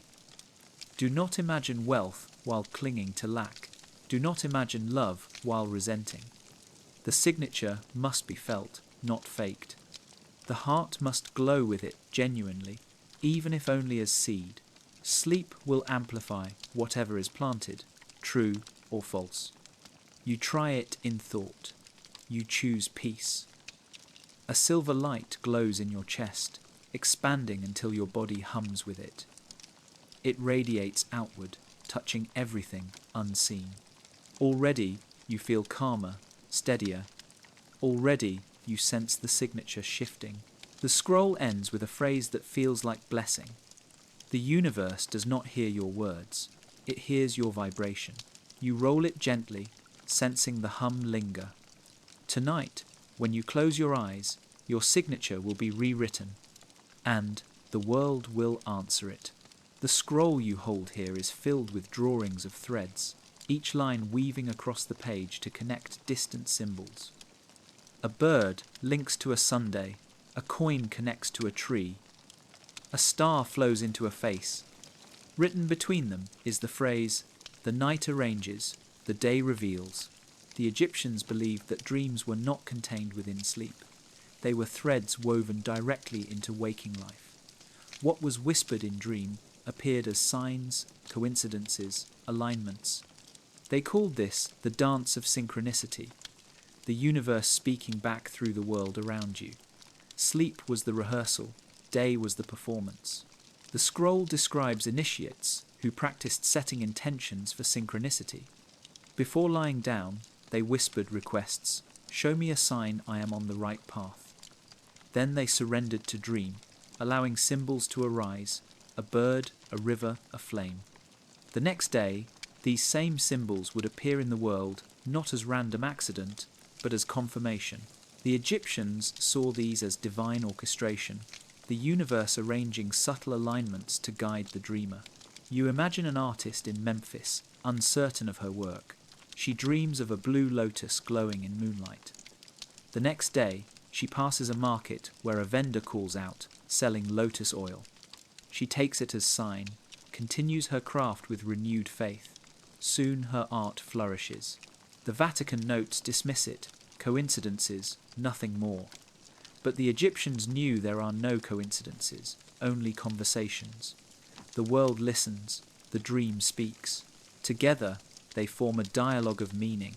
The scroll instructs, before sleep, request a sign. Be clear, be simple. As you dream, watch what symbol arises. Upon waking, hold it gently, do not force it. Then, step into the day with open eyes. When the symbol appears on a page, in a word, in a stranger's gesture, recognize it. Do not dismiss, give thanks. You try the thought now. Tonight you ask, "Show me alignment." In dream, perhaps a bird will fly across your vision.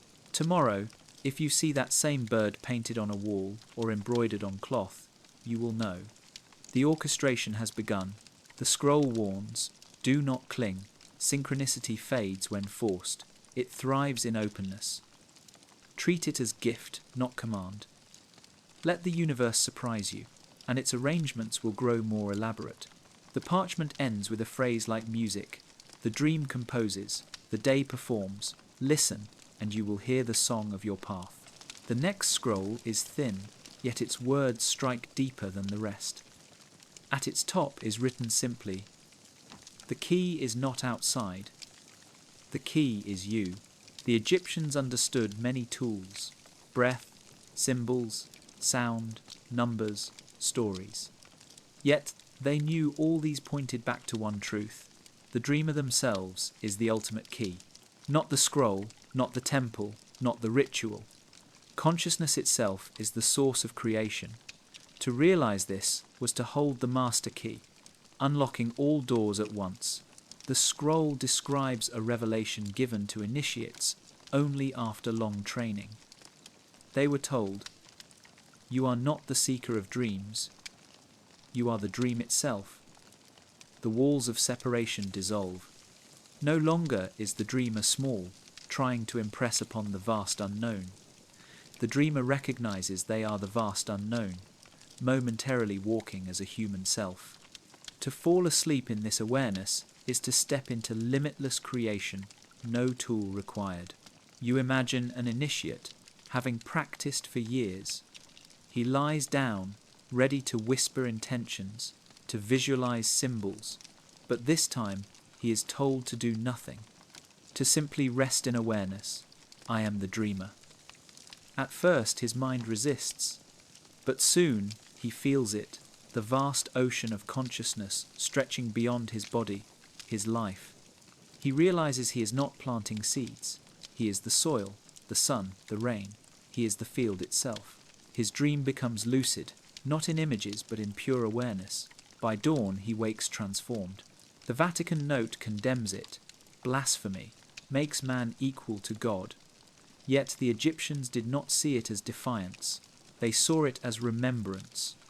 To know oneself as consciousness was not to rival the divine, but to recognize one's inseparability from it.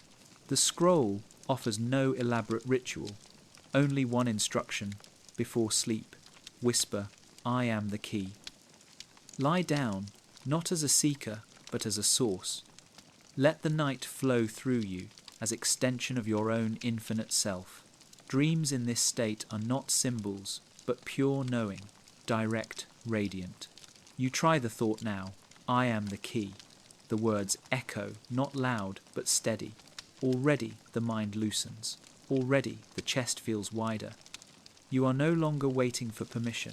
You are already holding the master key.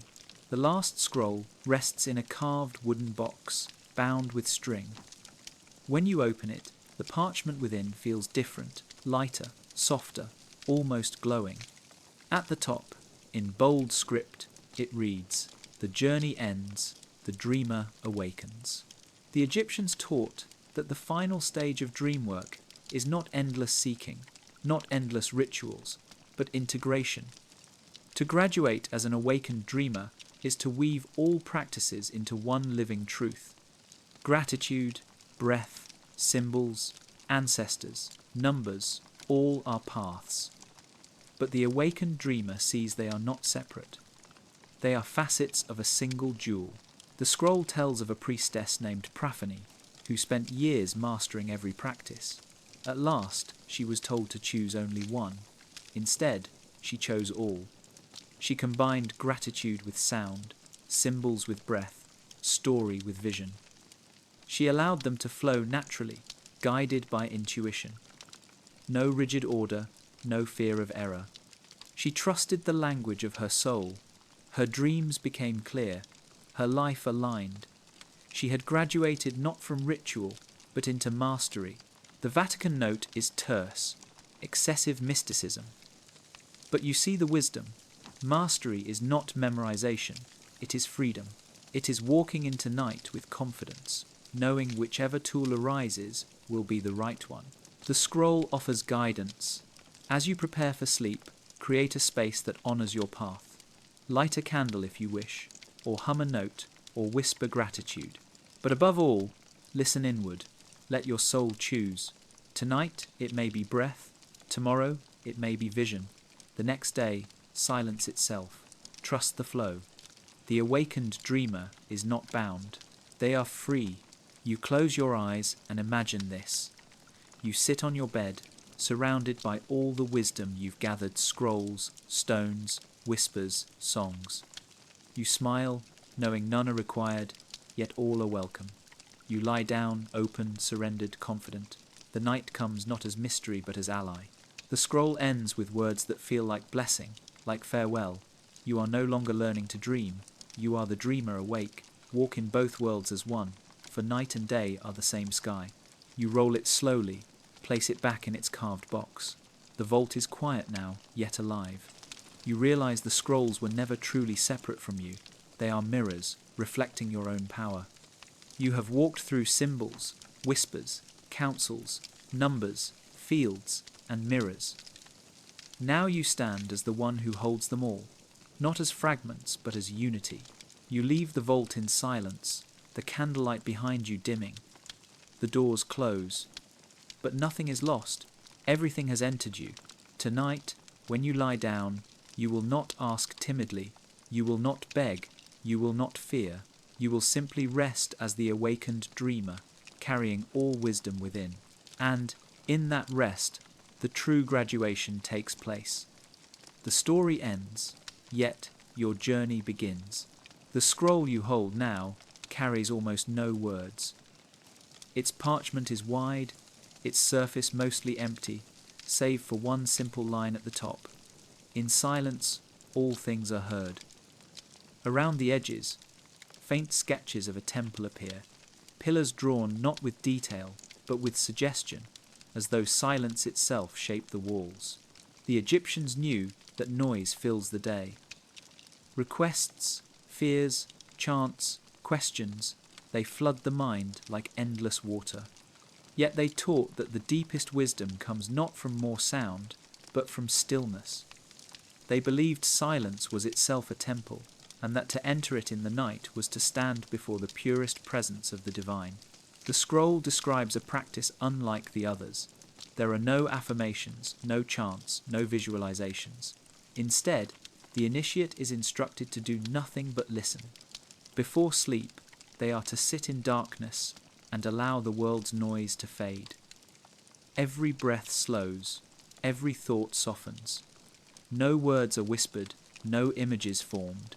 The dreamer simply waits in stillness until sleep arrives naturally, carrying silence with it. You imagine a priest in Thebes, seated in the heart of a temple. Others chant, but he does not. He closes his eyes, hears only the faint beating of his own heart. He carries that stillness into sleep. In his dreams there are no symbols, no visions, only vast, calm space.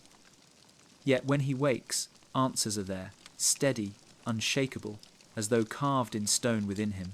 The Vatican note calls this emptiness practice. But the Egyptians did not see emptiness as lack. They saw it as fullness beyond form.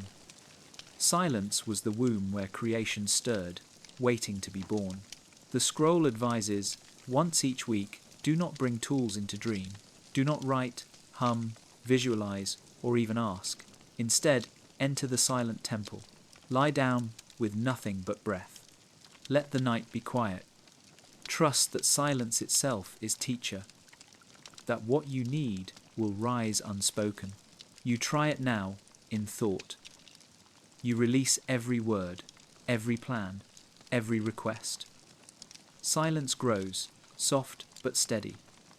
Already a calmness spreads. Already the mind loosens. The silence is not empty, it is alive. The final line reads, "Silence is the sound of the infinite." You roll the parchment gently. Tonight, perhaps, you will not speak, you will not ask. You will simply enter the silent temple of night and let it speak through stillness. The next scroll is polished more than written. Its surface has been treated so smoothly it reflects faint images, like a dim mirror.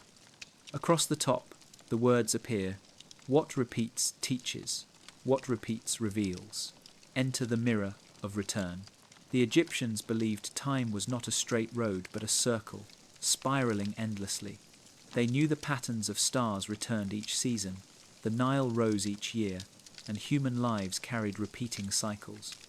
To them, dreams revealed these returns most clearly, showing where the dreamer was walking in circles and where they could step into new rhythm. The scroll explains that many dreamers suffer the same visions again and again, a chase, a fall, a loss. They dismiss these as accidents. But the priests taught that repetition is no accident, it is a message. The dream repeats until the lesson is seen. The cycle returns until the choice is made. You imagine a young woman dreaming of doors locked night after night.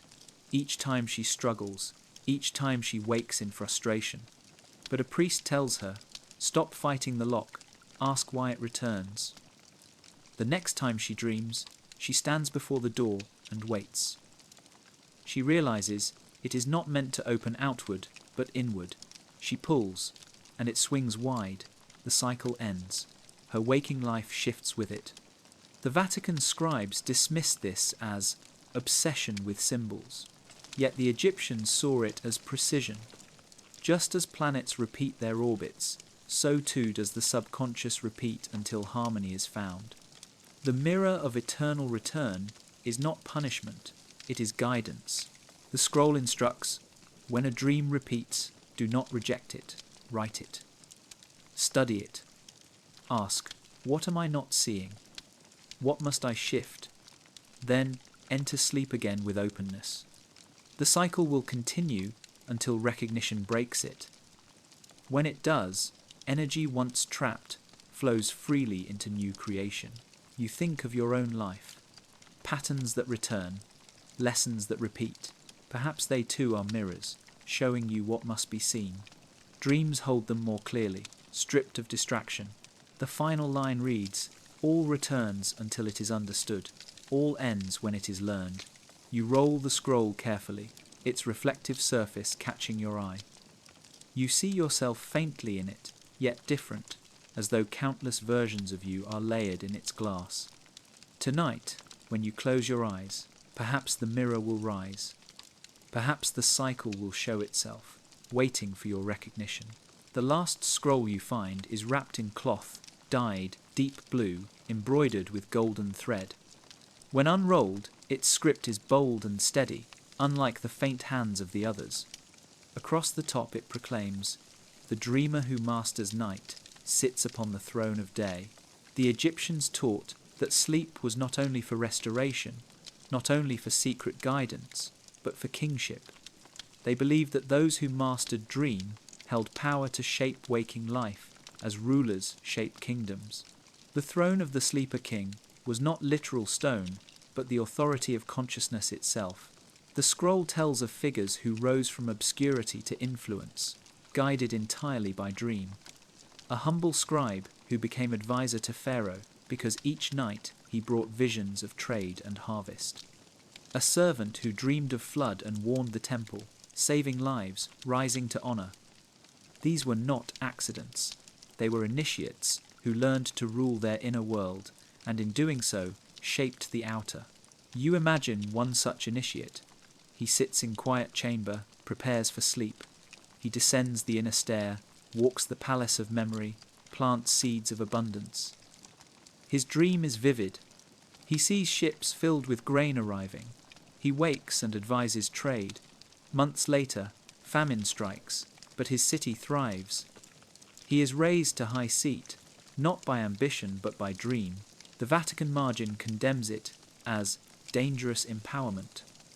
Perhaps they feared the truth, that mastery of dream makes kings of commoners, rulers of themselves, no crown required. The scroll instructs the final practice. Before sleep, acknowledge your own sovereignty. Whisper, I am ruler of my inner world. See yourself seated upon a throne, not of gold, but of light. Let dreams flow as subjects bringing gifts. Receive them with wisdom. In the morning, act as one who governs not with fear, but with clarity, justice, balance. You try it now in imagination. A throne rises in your chest, carved of light. You sit upon it, you feel authority, calm, steady. Not domination, but guidance. You realize your waking life will mirror this posture. What you rule inward, you rule outward. The final line reads, the awakened sleeper is the true king. Night crowns him, day obeys him. You roll the scroll slowly, reverently. You feel its truth settle deep. The journey through archives has brought you here to silence, to cycles, to sovereignty. You are no longer a seeker fumbling in the dark. You are seated, crowned, awake. Tonight, when you close your eyes, the throne awaits. Sit upon it, rule wisely, dream boldly, and wake as the master of both worlds. The scroll you discover here is unlike the rest. Its parchment is crowded with symbols, each a name, each marked with a tiny sign of reverence. At the top, in bold script, it reads, to know the name is to hold the power. To whisper it in sleep is to awaken it. The Egyptians held deep reverence for names. They believed that each thing, each being, carried a true name hidden beneath the one spoken aloud. The true name was not only label but essence. To know it was to connect directly with its power. The scroll teaches that sleep is the place where hidden names are revealed, for the subconscious drifts beneath surfaces, touching what lies beneath. The parchment tells of a young initiate who dreamed of a serpent each night. It frightened him, coiling and striking. But instead of running, he asked in dream, "What is your name?" The serpent replied with a word that glowed like fire. When he awoke, he whispered it again. From that night on, the serpent no longer threatened him, but became his ally, guiding him toward wisdom and protection. The Vatican scribes wrote in the margin, "Superstition of beasts," but the ancients knew it was truth. To name a fear is to lessen it. To know its essence is to transform it from shadow to guide. The scroll offers instructions. Before sleep, choose something in your life that confuses or frightens you. Hold it in mind gently. Whisper, reveal your true name. Drift into dream, trusting that the answer will come, perhaps as a word, perhaps as a symbol, perhaps as a feeling. When you wake, record it. Use it not as charm, but as key. You imagine it now. A shadow lingers in your life, perhaps a fear, perhaps a doubt. You close your eyes, whisper, "What is your name?" Sleep comes. In dream, a word rises unexpected, simple, luminous. You carry it back. You see the shadow differently now. It becomes less heavy, more like a teacher waiting to be acknowledged. The final line of the scroll reads, "Names are doors. To know them is to walk through." You roll it carefully, heart steady. Tonight, perhaps, a hidden name will rise to meet you, waiting to be spoken. The next scroll is painted with stars. Tiny dots of gold cover its surface, connected by lines like constellations. Between them runs script that reads, "Above, the pattern's guide. Below, the dreamer weaves them into life." The Egyptians were astronomers as much as mystics. They studied the heavens not only to track seasons, but to understand the fabric of existence. They believed that the stars were threads, and each human life was woven among them. At night, when eyes close, the soul drifts into the same sky, touching patterns invisible by day. The parchment describes priests who lay beneath temple ceilings painted with constellations. As they closed their eyes, they imagined themselves climbing into the sky, grasping threads of light, weaving them into shapes of intention. A merchant might weave wealth into the belt of Orion. A mother might weave health into the wings of the Pleiades. The dream carried these weavings back into life. Subtle but powerful, you picture an initiate standing at the edge of dream, hands outstretched, weaving threads of light. Each one hums like string of harp. He ties them carefully into patterns, sees his desires glow within them. When he wakes, his choices align with the stars, as though the heavens themselves guide him. The Vatican notes in the margin, "Astrology condemned." Yet the Egyptians saw no division between heaven and earth. What glowed above shaped what bloomed below. They did not worship stars. They listened to them. The scroll instructs, before sleep, step outside if possible. Look at one star. Do not name it. Simply feel it. Imagine a thread descending from it into your hand. Carry that thread into sleep. In dream, weave it with others, forming patterns that hold your desires. By morning, act as though the stars themselves walk with you. You close your eyes and try. A single star glows in your mind. Its thread touches your hand, steady and warm. Already, you feel part of something larger, not separate, but woven. The stars above and your life below are one fabric. The final line reads, "You are not beneath the stars, you are among them." You roll the scroll gently, feeling its light linger.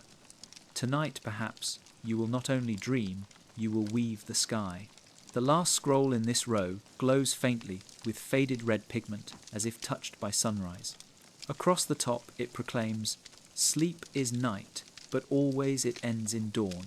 Enter the chamber and rise renewed."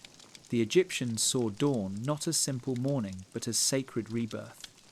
Each sunrise was proof that light triumphs over darkness, that death yields to life. They believed every dream carried the same cycle: descent into night, journey through shadow, return to light. To complete the cycle consciously was to awaken stronger each day, as though born anew. The scroll tells of initiates who, before sleep, imagined walking into a great chamber painted with images of sunrise. They lay down within it, trusting that no matter how deep the night, they would rise again with the Sunday. Their dreams carried them through trials, floods, beasts, shadows, but always returned them to golden light. Each dawn became not routine, but miracle. You picture one such dreamer, weary from grief. He enters sleep, imagining the chamber of dawn. His dream drags him through sorrow, yet at its end, he sees a horizon glowing with light. He wakes with hope reborn. His grief softens, his steps grow steady. The Vatican scribes wrote, "Over-symbolism," yet perhaps they missed the point. To see dawn as mere weather is to miss its teaching. Dawn is renewal, promised each day.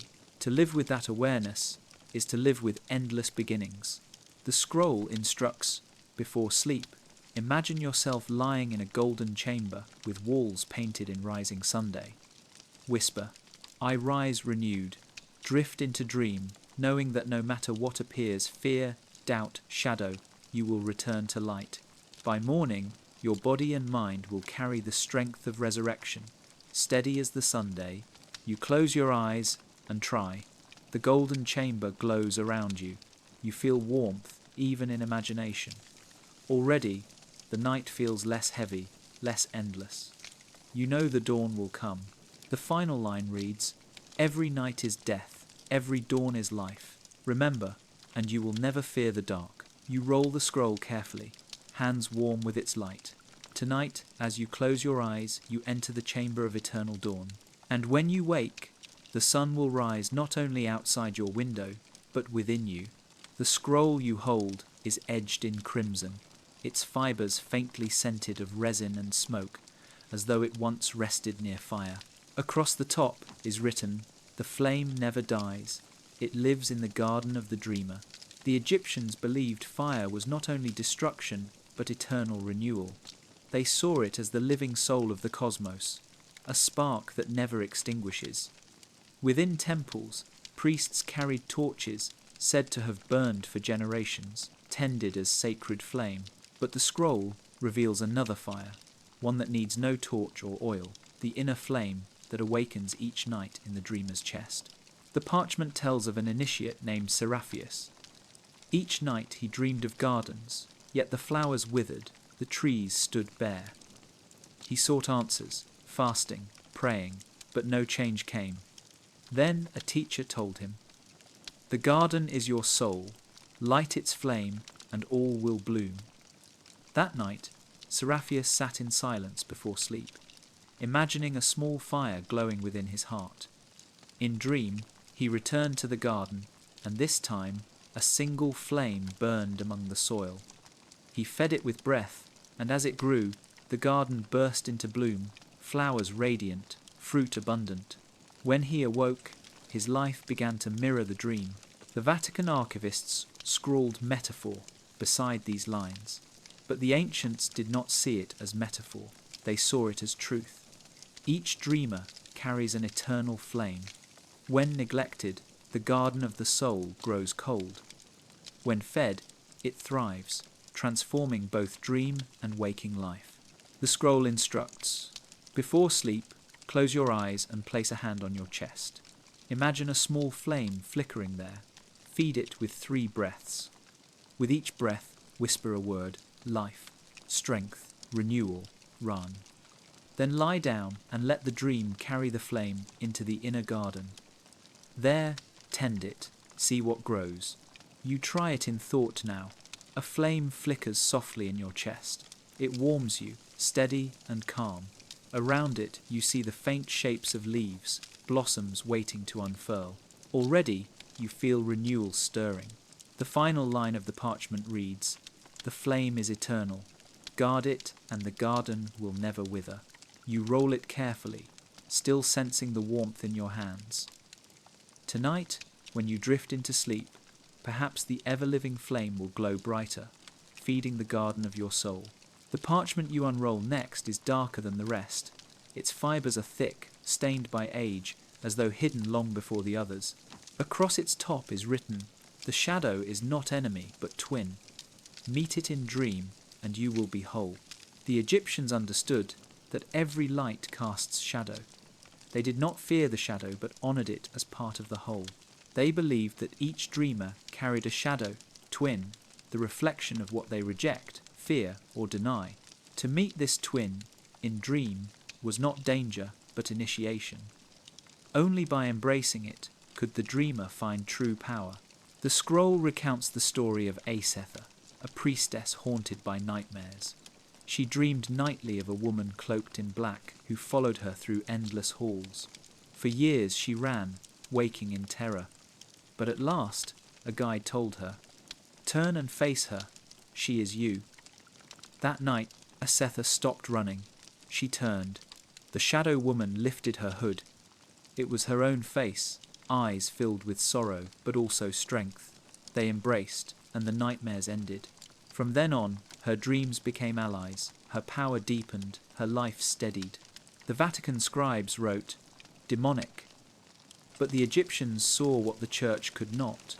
The shadow is not demon, but denied self. Fear feeds it. Recognition transforms it. The scroll instructs, when nightmares come, do not flee, do not wake in panic. Instead, in dream, ask, who are you? If possible, embrace. See what face lies beneath the mask. Record it upon waking. In time, the shadow twin becomes guide, offering strength where once there was only fear. You imagine it now. A figure approaches in dream, cloaked, silent. Instead of fleeing, you turn, you whisper, show me. The figure removes its veil. It is your own face, older, wiser, carrying the strength you once disowned. The fear dissolves, replaced by power. The parchment closes with words that cut deep. The shadow is your hand in darkness. To grasp it is to be whole. You roll it carefully, heart heavy yet calm. Tonight, should a shadow appear, you will not run. You will greet it, knowing it is your twin. The final scroll in this sequence glows faintly, as though damp with dew. Across the top it declares, the breath is the river. Drink deeply, and you will never thirst. The Egyptians revered breath as the first and last bridge between body and soul. They believed the gods themselves breathed creation into being, each inhale drawing spirit into matter, each exhale shaping worlds. To them, sleep was not death, but a return to the fountain of eternal breath, where the soul drinks and renews itself. The scroll tells of a healer named Menkar, who fell ill and grew weak. Medicines failed him, prayers gave no comfort. But in dream, he found himself before a great fountain. Its waters shimmered, but when he reached to drink, the fountain dissolved into mist. Then he realized the fountain was his breath. He inhaled deeply, and the waters returned, flowing into his body. He drank again and again, until his strength renewed. When he woke, his breath became his healing. He taught others, and many found restoration in sleep through the fountain of breath. The Vatican scribes dismissed it as breathing exercise. But the ancients saw deeper. They knew breath carries more than air. It carries spirit. It carries life. The scroll instructs, before sleep, sit quietly and take 3 slow breaths. With each inhale, imagine drinking from a fountain of light. With each exhale, imagine releasing dust, doubt, and decay. Continue until the body softens. Then lie down and trust that in dream, the fountain flows freely, filling you with vitality, cleansing every shadow, renewing every cell. You imagine it now. Inhale, a golden fountain pours into you. Exhale, the day's heaviness dissolves. Again, inhale, drinking deeply. Exhale, lighter, freer. Already, you feel the shift. Already, the fountain flows. The final line of the scroll reads, breathe in eternity, breathe out illusion. In this, you will never die. You roll it gently, chest rising and falling with steady rhythm. Tonight, when you sleep, you will return to the fountain. Each breath will be a sip of eternity, each dream a reminder that life never ends, only flows. The scroll you lift here is light, almost weightless, as though woven from threads of air. Its surface glows faintly, and at the top is inscribed, the heart must be weighed, not by judges, but by the dreamer. The Egyptians revered the symbol of the feather of Ma'at, the golden plume that represented truth, justice, and balance. They believed that at death, every soul's heart was weighed against the feather.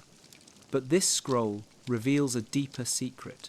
The weighing was not only for the afterlife, it was for every night. They believed that before sleep, the dreamer could place their own heart upon the scales of Ma'at. To do so was to release heaviness, restore balance, and enter dream free of burden. The parchment tells of a scribe named Hotep, burdened with guilt for mistakes in trade.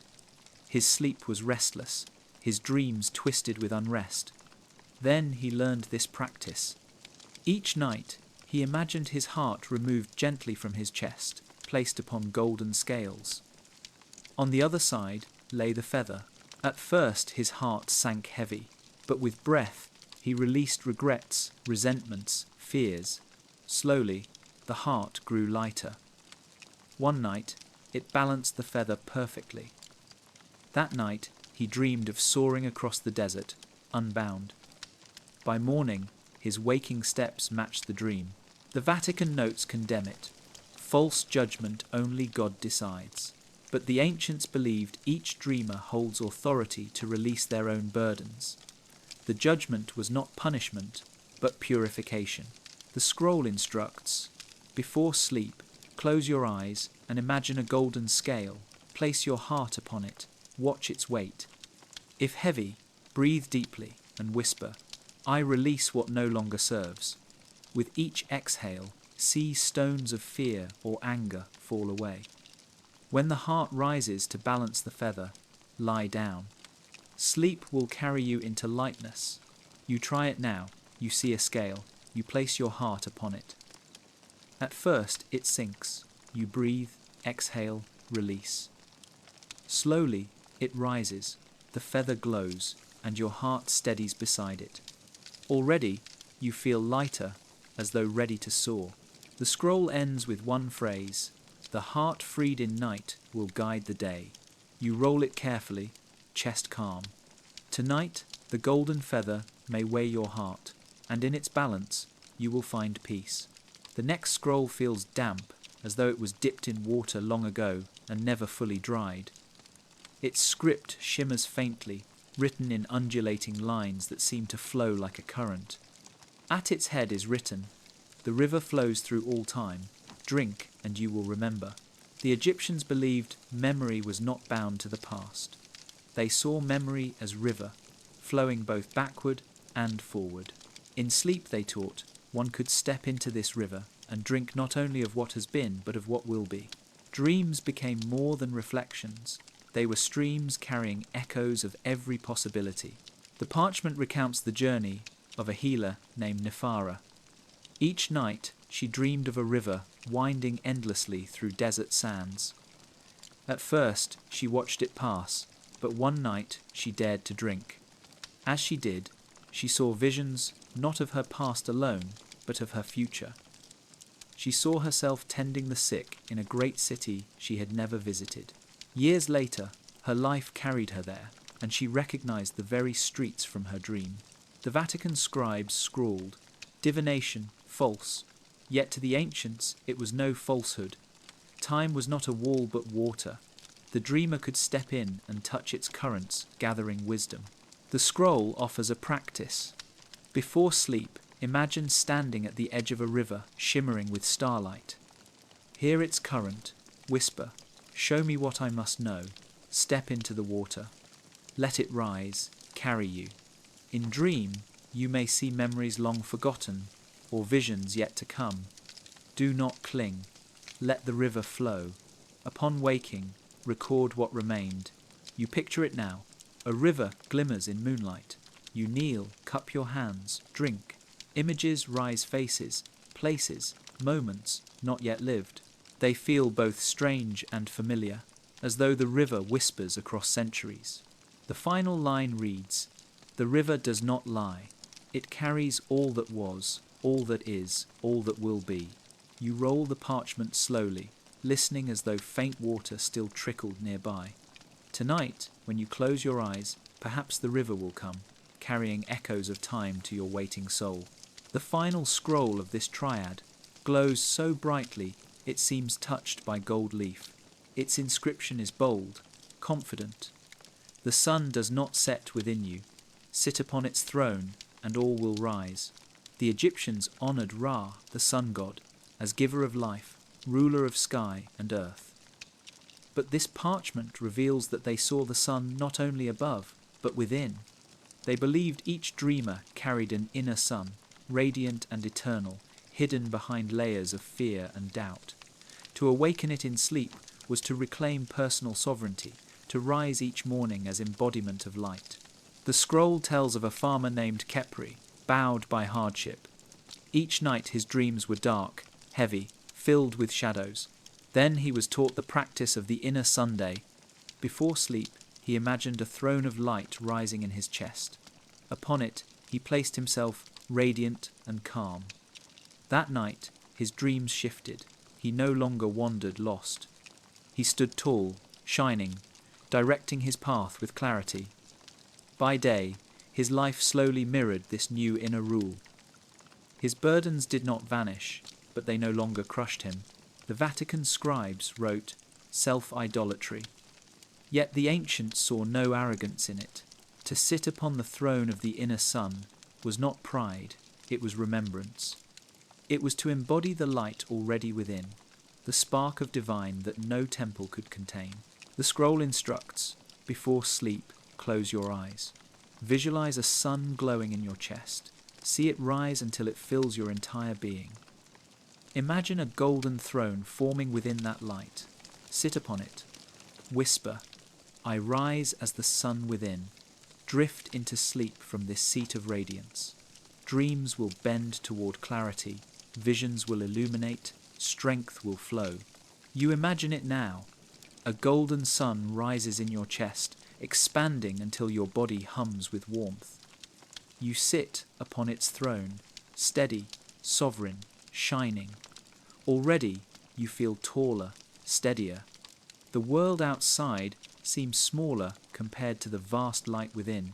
The final line of the scroll reads, the outer sun rises and sets. The inner sun shines forever. You roll the parchment slowly, its glow lingering on your hands. Tonight, as you close your eyes, the throne of the inner sun waits. When you sit upon it, you will not only dream, you will shine. The scroll you find now is bound with snakeskin, brittle, and scaled with age. Across its top, in steady hand, it reads, the serpent does not crawl, it sees. Through its eye, all veils are lifted. The Egyptians revered the serpent not only as a creature of earth, but as symbol of wisdom, renewal, and hidden sight. They knew it shed its skin and began anew, embodying transformation. But this scroll speaks of another gift, the serpent's eye, a vision that pierces the veils of illusion. To dream beneath the serpent's gaze was to see truth stripped of deception. The parchment tells of an initiate named Neferu, plagued by doubts. He mistrusted his allies, questioned his own path. His dreams were fogged, confusing, filled with shifting forms. Then his teacher whispered, seek the serpent's eye, it reveals what lies beneath. That night, Neferu dreamt of a cobra coiled before him, its eye glowing like fire. He dared to look into it. At once, the dream cleared. Faces shifted to show true intentions, some kind, some false. By dawn, he knew who to trust, and his path became clear. The Vatican scribes scrawled, serpent evil, yet the ancients saw no evil. They saw mirror. The serpent frightened only because it revealed what one did not wish to see. The scroll instructs, before sleep, close your eyes and imagine a serpent coiling gently at your feet. Do not fear, see its eye glowing, steady, unblinking. Whisper, show me truth. Fall asleep with its gaze upon you. In dream, illusions may melt, shadows may lift, and clarity may rise where confusion once lingered. You try it now. You see the serpent's coil. Its eye glows red gold. You do not turn away. Already you feel a strange stillness, as though veils peel from your mind. The fear softens into calm. The final line of the parchment reads, to see through the serpent's eye is to shed the skin of lies. You roll the scroll gently, its scales brittle but alive. Tonight, perhaps, the serpent's eye will rise in dream, and you will see what was hidden.